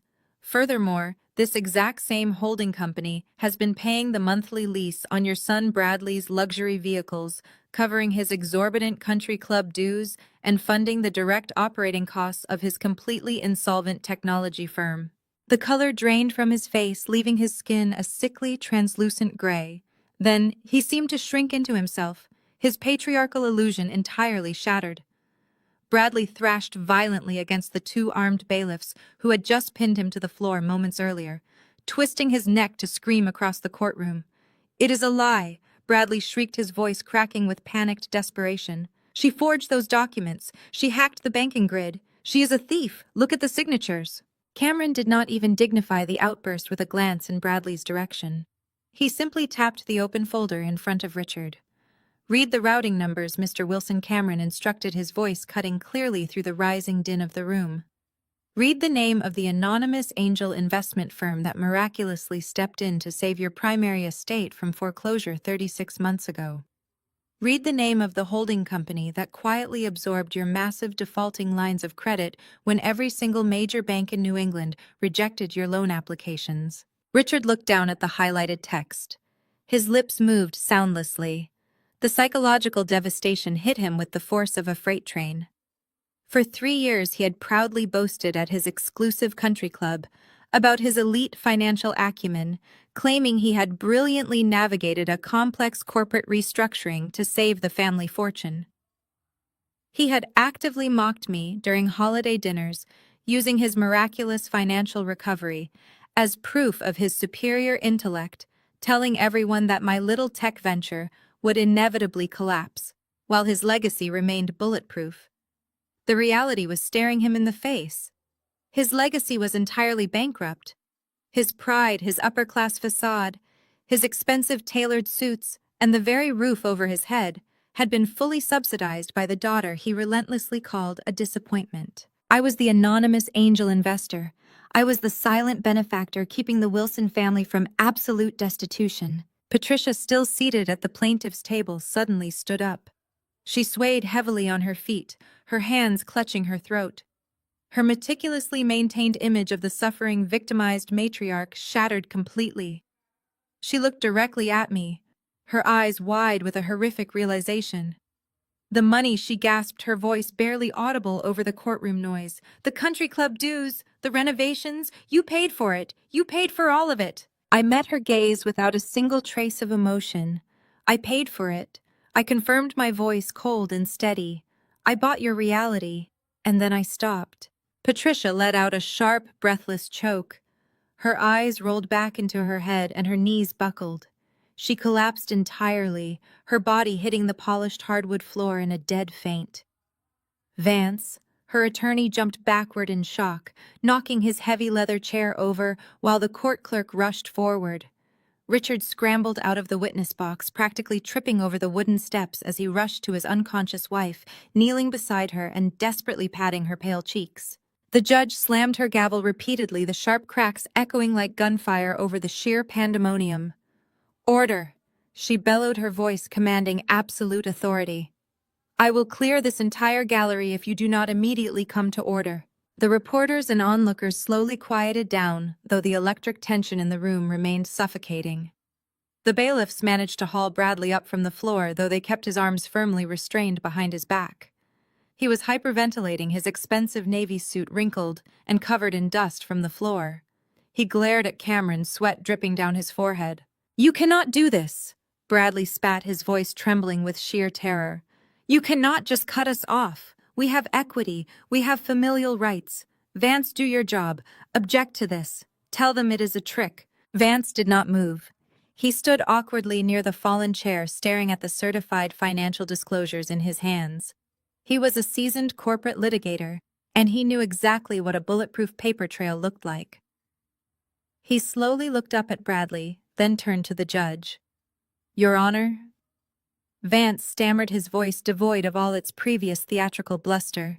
"The plaintiff requests a brief recess to confer with counsel." The judge glared down at Vance from the bench, her expression an impenetrable mask of judicial fury. She looked at the comprehensive stack of banking records, then shifted her gaze to the silver flash drive sitting securely in the evidence tray, the drive Jasmine had provided just minutes earlier, detailing Bradley's massive, undeniable wire fraud. "There will be no recess," Mr. Vance, the judge, stated, her tone dripping with absolute finality. "This court has reviewed the certified financial disclosures submitted by the defense. It is abundantly clear that the plaintiff's claims of intellectual property theft and financial damages are not only entirely baseless, but represent a malicious, fabricated attempt to extort the defendant." Richard looked up from where he knelt beside the stirring Patricia. "But she owes us," he protested weakly. his voice stripped of all its former patriarchal authority. "She is our daughter. This court is not concerned with your twisted family dynamics, Mr. Wilson," the judge snapped sharply. "This court is concerned with perjury, extortion, and systemic financial fraud. Based on the irrefutable documentary evidence presented today, I am dismissing the plaintiff's civil suit in its entirety with prejudice. You will not be permitted to refile these fabricated claims in this or any other jurisdiction." Furthermore, the judge continued, locking on to Bradley. "I am ordering you to be taken into custody for the wire fraud evidence Jasmine provided. This court is now permanently adjourned." The heavy oak doors of courtroom 4 swung outward, releasing us into the chaotic, blinding glare of the hallway. The ambient murmur of the corridor instantly transformed into an aggressive, deafening roar. Dozens of camera flashes strobed in rapid succession, illuminating the polished marble walls like lightning strikes. A wall of reporters and aggressive paparazzi surged forward, their microphones thrust over the velvet rope barriers. They were no longer shouting questions about a betrayed tech visionary.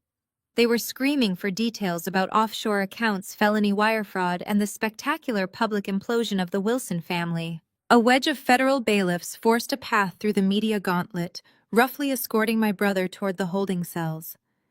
Bradley's custom Navy suit, so meticulously tailored to project authority just an hour ago, was now violently rumpled. The cuffs binding his wrists behind his back forced his shoulders forward, entirely stripping him of his arrogant posture.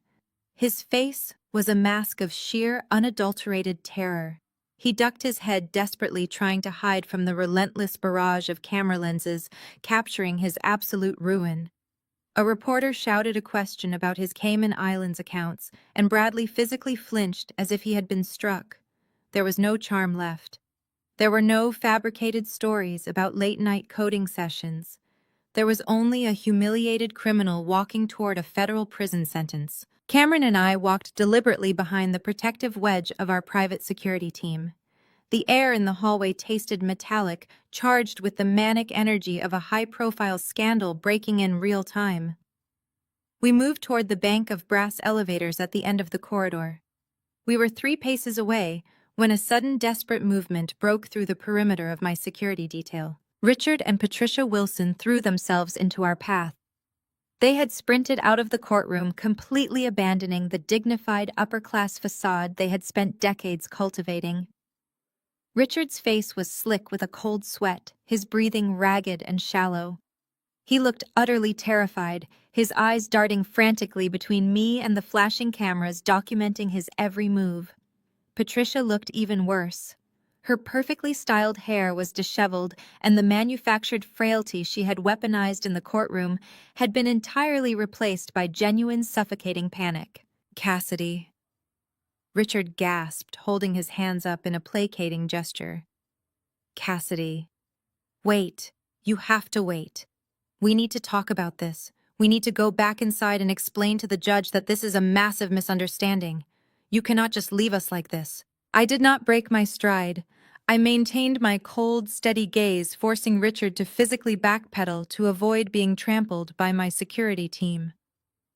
"There are no misunderstandings, Richard," I stated, my voice cutting through the noise of the flashing cameras. "There are only consequences. You sat in a federal courtroom and willingly participated in an extortion attempt. You swore under oath that I stole from you. You demanded my company. Now you get to live with the exact reality you created." As I moved to step around him, Patricia let out a guttural, desperate wail. She lunged forward, entirely disregarding the cameras, the reporters, and the dozens of onlookers. She dropped heavily to her knees on the cold, dirty marble floor of the courthouse. She reached out with trembling hands and tightly grabbed the hem of my tailored skirt. "Please, Cassidy," Patricia sobbed, her voice echoing shrilly down the corridor. Her tears were no longer calculated or performative. They were fueled by the absolute terror of impending poverty. "Please reopen the Apex accounts. You have to turn the funding back on. The bank called yesterday. They are going to foreclose on the Connecticut estate. The country club suspended our membership. We have absolutely nothing left. We will lose the house. We will lose everything. We are your parents." The entire hallway fell into a stunned, breathless silence. The reporters stopped shouting, completely captivated by the sight of the wealthy, supposedly victimized matriarch groveling at the feet of the daughter she had just tried to destroy.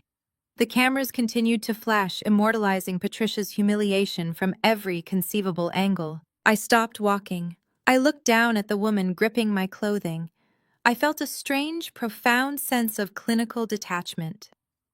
For 30 years, this exact display of weaponized emotion had controlled my entire existence. Whenever Bradley failed, whenever he stole, whenever he needed to be bailed out of his latest catastrophic mistake, Patricia would deploy these exact tears. She would sob, she would invoke family loyalty, and she would guilt me into emptying my savings to fix his problems.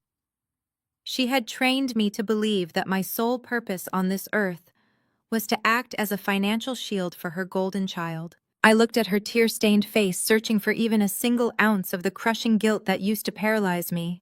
I found absolutely nothing. "You are not my parents," I said, my voice completely devoid of anger or sorrow. "You are my former dependents. You spent my entire life telling me I was a disappointment, telling me my ambitions were a waste of time, and telling me I needed to sacrifice my future to support Bradley.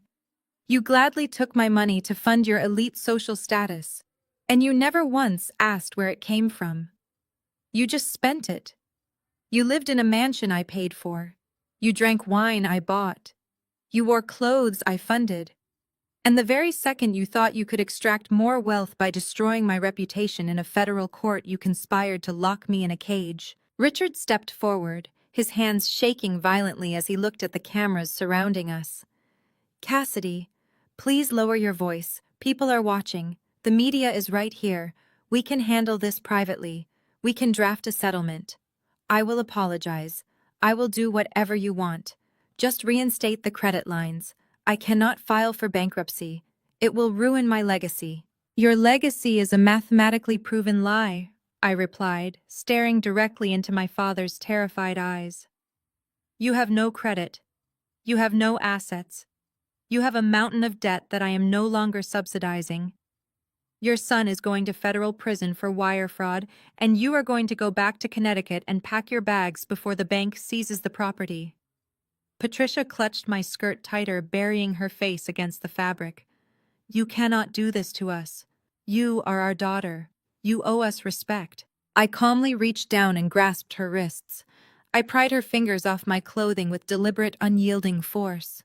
She gasped, looking up at me as if she had never actually seen me before. "I owe you exactly what you earned," I stated firmly, dropping her hands back onto the marble floor. "Which is nothing." I stepped back, physically detaching myself from the wreckage of the Wilson family.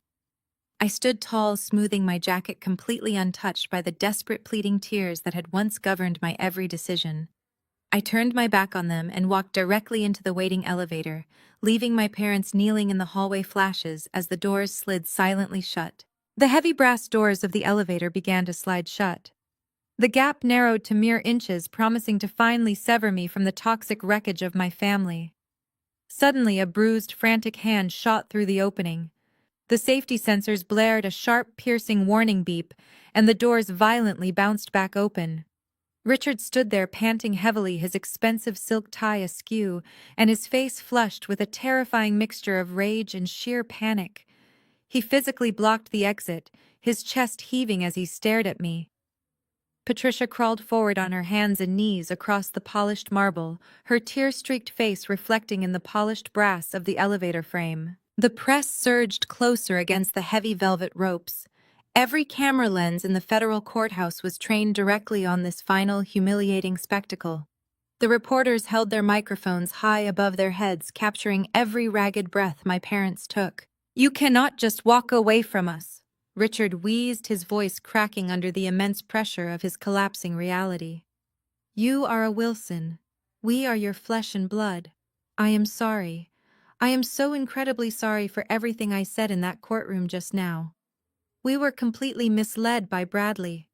We did not know the extent of his lies or his wire fraud. You have to believe us, Cassidy. We love you. We have always loved you." Patricia grabbed the edge of the elevator track, pulling her upper body up slightly.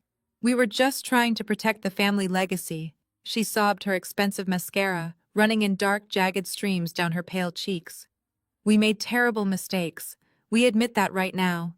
Please just come back to the house with us. We can sit down at the formal dining table and fix this together. You are our daughter. We will make it right. Just make the phone call to the bank and stop the foreclosure. I looked at the two people who had brought me into this world. I did not feel a single shred of the crippling guilt they were so desperately trying to weaponize. I felt only a cold, clinical disgust. I stepped out of the elevator cabin, forcing Richard to stumble backward into the blinding glare of the camera flashes.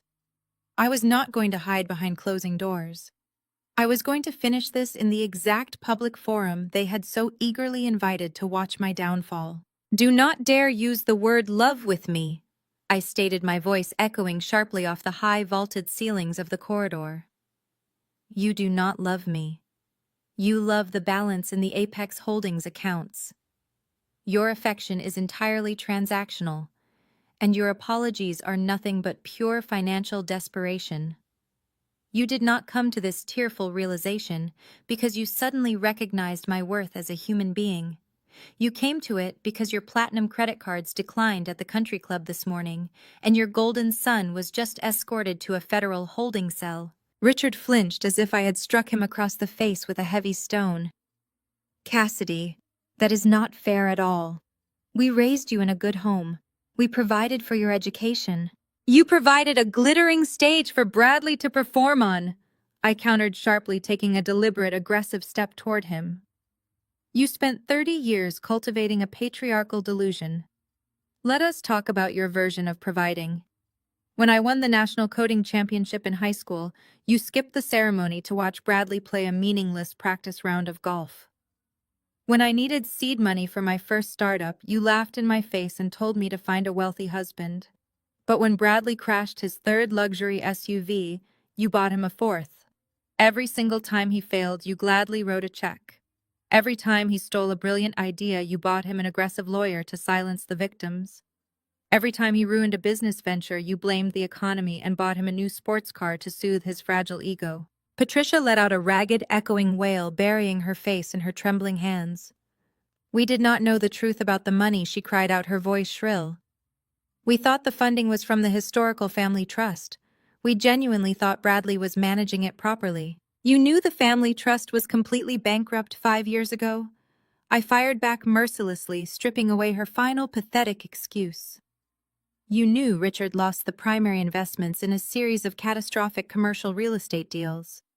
You actively chose to look the other way because acknowledging the financial truth meant admitting your entire social existence was a massive fraud. You let Bradley funnel my capital into his failing tech company, and you smiled proudly for the society papers while he took the absolute credit for my hard work. You starved my ambitions to feed his endless entitlement. You sat at holiday dinners and relentlessly mocked my career while secretly living off the very money I was generating. I stepped closer, forcing them to look me directly in the eyes. I leaned in, ensuring the cluster of eager reporters caught every single syllable of my declaration. You didn't love Bradley, I said coldly. You loved the idea of a son, and you let that idea bankrupt you. I'm not your safety net anymore. Welcome to the real world. Richard's mouth opened and closed soundlessly, resembling a suffocating fish. The patriarchal authority he had wielded like a heavy, blunt weapon, his entire life was completely gone, leaving behind nothing but a terrified, broke old man facing total ruin. Patricia slumped entirely to the floor, her body shaking with violent, uncontrollable sobs. She reached out one last time, her manicured fingers weakly brushing the polished leather toe of my designer shoe. What are we supposed to do now? Patricia wailed, her voice breaking into a pathetic shriek that echoed down the long corridor. Where are we supposed to go when they take the house? You are going to do exactly what you casually told me to do when I was 18 years old and begging for college tuition. I replied, my tone devoid of all mercy or hesitation. You are going to figure it out yourself. You are going to watch the bank foreclose on the Connecticut estate. You are going to sell your remaining luxury cars to pay your mounting legal fees. You are going to learn exactly how to survive without someone else subsidizing your miserable existence. I turned my back on them forever.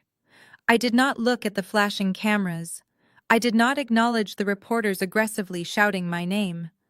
I simply adjusted my leather briefcase on my shoulder and began to walk. My polished heels clicked rhythmically against the floor, creating a steady, powerful beat that signaled my absolute liberation from their toxic grip. I walked away down the marble corridor, leaving my parents sobbing on the floor, surrounded by the press they invited. The heavy oak doors of the courthouse closed firmly behind me, instantly silencing the pathetic, desperate echoes of my parents' sobbing. That single, explosive afternoon triggered a brutal, unstoppable domino effect that leveled the Wilson family legacy with breathtaking speed. The financial news networks immediately seized the story, broadcasting the scandal across every major platform. The meticulously crafted narrative of the brilliant self-made tech prodigy Bradley Wilson was publicly slaughtered. In its place, the world was introduced to the reality of a desperate, incompetent fraudster who embezzled from his own sister to maintain a hollow, glittering facade. The federal government did not waste a single second. Armed with the pristine, heavily categorized digital evidence Jasmine had handed over, the prosecution built an airtight, lethal case for wire fraud, corporate espionage, and systemic financial extortion. Bradley never even made it to trial. Faced with decades of potential prison time and completely abandoned by the high-priced defense attorneys, he could no longer afford to retain his exhausted public defender, forced him to accept a brutal plea deal. 2 months after his dramatic courtroom arrest, my brother stood before a federal judge. He was no longer wearing his custom Italian Navy suits or flashing his arrogant, entitled smile. He wore a standard-issue orange jumpsuit, his hands heavily shackled to his waist. The golden boy who had spent his entire life being told he was destined to rule the corporate world without ever having to work for it, was sentenced to 84 months in a federal penitentiary. His insolvent technology firm was violently liquidated to pay partial restitution to the investors he had defrauded. His luxury cars were instantly repossessed. His expensive watches were seized by federal agents. He was left with absolutely nothing but a concrete cell and the terrifying realization that his mother could no longer write a check to save him from his own incompetence. While Bradley was being aggressively processed into the federal prison system, Jasmine executed the final phase of her immaculate exit strategy. She filed for divorce the very next morning. Cameron represented her, moving with the exact same predatory legal precision he had used to dismantle Richard on the witness stand. Bradley had zero leverage, zero hidden assets, and zero credibility left to fight back. The divorce proceedings were an absolute massacre. Jasmine retained full, uncontested physical and legal custody of their children. She completely insulated her massive influencer empire from the Wilson family's toxic fallout, utilizing a series of ironclad asset protection trusts Cameron explicitly established for her. She walked away from the marriage completely clean, her wealth secured and her public image actually elevated. She brilliantly pivoted her online platform, launching a new, highly lucrative campaign focused on female empowerment, financial independence, and identifying toxic relationships. She monetized her escape from the Wilson family with unapologetic ruthlessness, turning her ex-husband's federal indictment into a multi-million-dollar rebranding opportunity. But the most spectacular, agonizing collapse belonged entirely to Richard and Patricia. The moment the Apex Holdings capital officially stopped flowing, their fabricated universe instantly disintegrated. The bank moved aggressively to foreclose on the sprawling Connecticut estate. For decades, that massive house had served as the ultimate monument to Richard's fragile ego, the physical proof of his supposed superiority. Watching the bank rip it away from him broke his spirit entirely. They were given exactly 30 days to vacate the premises, and the transition was an absolute nightmare. I did not attend the eviction, but the private security team overseeing the property transfer provided a comprehensive, highly detailed report. There were no professional moving companies with white glove service. There were no assistants wrapping their expensive crystal in bubble wrap or carefully transporting their imported rugs. Richard and Patricia, completely stripped of their wealth, their pristine credit and their pride, were forced to rent a battered, rust-stained moving truck with the absolute last of their remaining cash. My mother, who had spent her entire life harshly judging the domestic staff and viciously criticizing the wardrobes of her peers, was reduced to hauling heavy taping cardboard boxes across the manicured lawn she no longer owned. Her designer heels sank deep into the mud. Her expensive silk blouses were stained with sweat and dirt. Richard struggled to carry a cheap television out the front door, his face flushed a dangerous red and his chest heaving, the reality of his advanced age and terrible health finally catching up to him. The sheer suffocating humiliation of their departure was amplified by the vicious reaction of their former elite circle. The sprawling estate was located on a private road shared by the most exclusive members of their country club. As my parents exhaustedly loaded their cheap rental truck, their former friends drove past in their luxury sedans. Not a single person stopped to help them lift a box. Not a single person rolled down a window to offer a word of sympathy. The wealthy neighbors who had eagerly attended Patricia's lavish catered dinner parties now rolled up their tinted windows and locked their doors, staring straight ahead as they drove past the wreckage of the Wilson family. Richard and Patricia had become total social pariahs, completely shunned by the very people they had sacrificed their own daughter to impress. They drove away from the estate in a rattling truck, heading toward a cramped, cheap rental apartment on the desolate outskirts of the city. Their financial and social ruins cemented permanently into the historical record. The dust finally settled on the absolute destruction of the Wilson Empire. The people who had ruthlessly tried to bury me were either locked in a federal cell or banished to a life of grueling, unrecognized poverty. The toxic, suffocating weight that had pressed down on my chest for 3 decades was completely gone, leaving nothing but clear, unobstructed air. I stood in the penthouse office of my new corporate headquarters, looking out over the glittering skyline of the city, ready to claim the future I had built with my own 2 hands. The silence inside my corner office was entirely different from the heavy, suffocating quiet that used to blanket the Wilson family estate. This was the pristine, untouchable tranquility of absolute elevation. I stood before the sweeping floor-to-ceiling glass walls of the Apex Holdings penthouse, holding a perfectly brewed espresso in my hands. The ceramic cup radiated a steady, comforting warmth against my palms. Hundreds of feet below, the chaotic, sprawling expanse of the city moved in a relentless, synchronized rhythm. The morning sun reflected off the adjacent steel skyscrapers, casting brilliant golden rays of light across my polished mahogany desk. I took a slow, deliberate sip of the dark, bitter coffee, allowing the rich flavor to ground me completely in the present moment. I was entirely alone, but for the first time in my life, the isolation did not feel like punishment. It felt like an absolute, undeniable victory. The physical and emotional weight that had anchored me to the earth, the relentless, crushing gravity of my parents' impossible expectations, had vanished entirely. I was standing at the absolute summit of the corporate world, completely unburdened by the parasitic demands of the people who shared my bloodline. My gaze drifted to the oversized digital monitor mounted seamlessly onto the far wall of my office. The financial news networks were broadcasting live, and the ticker running continuously across the bottom of the screen displayed the morning market data. The numbers were staggering. Apex Holdings was trading at an unprecedented historic high. The massive, highly publicized dismissal of the frivolous intellectual property lawsuit had sent shockwaves of absolute confidence through the global financial sector.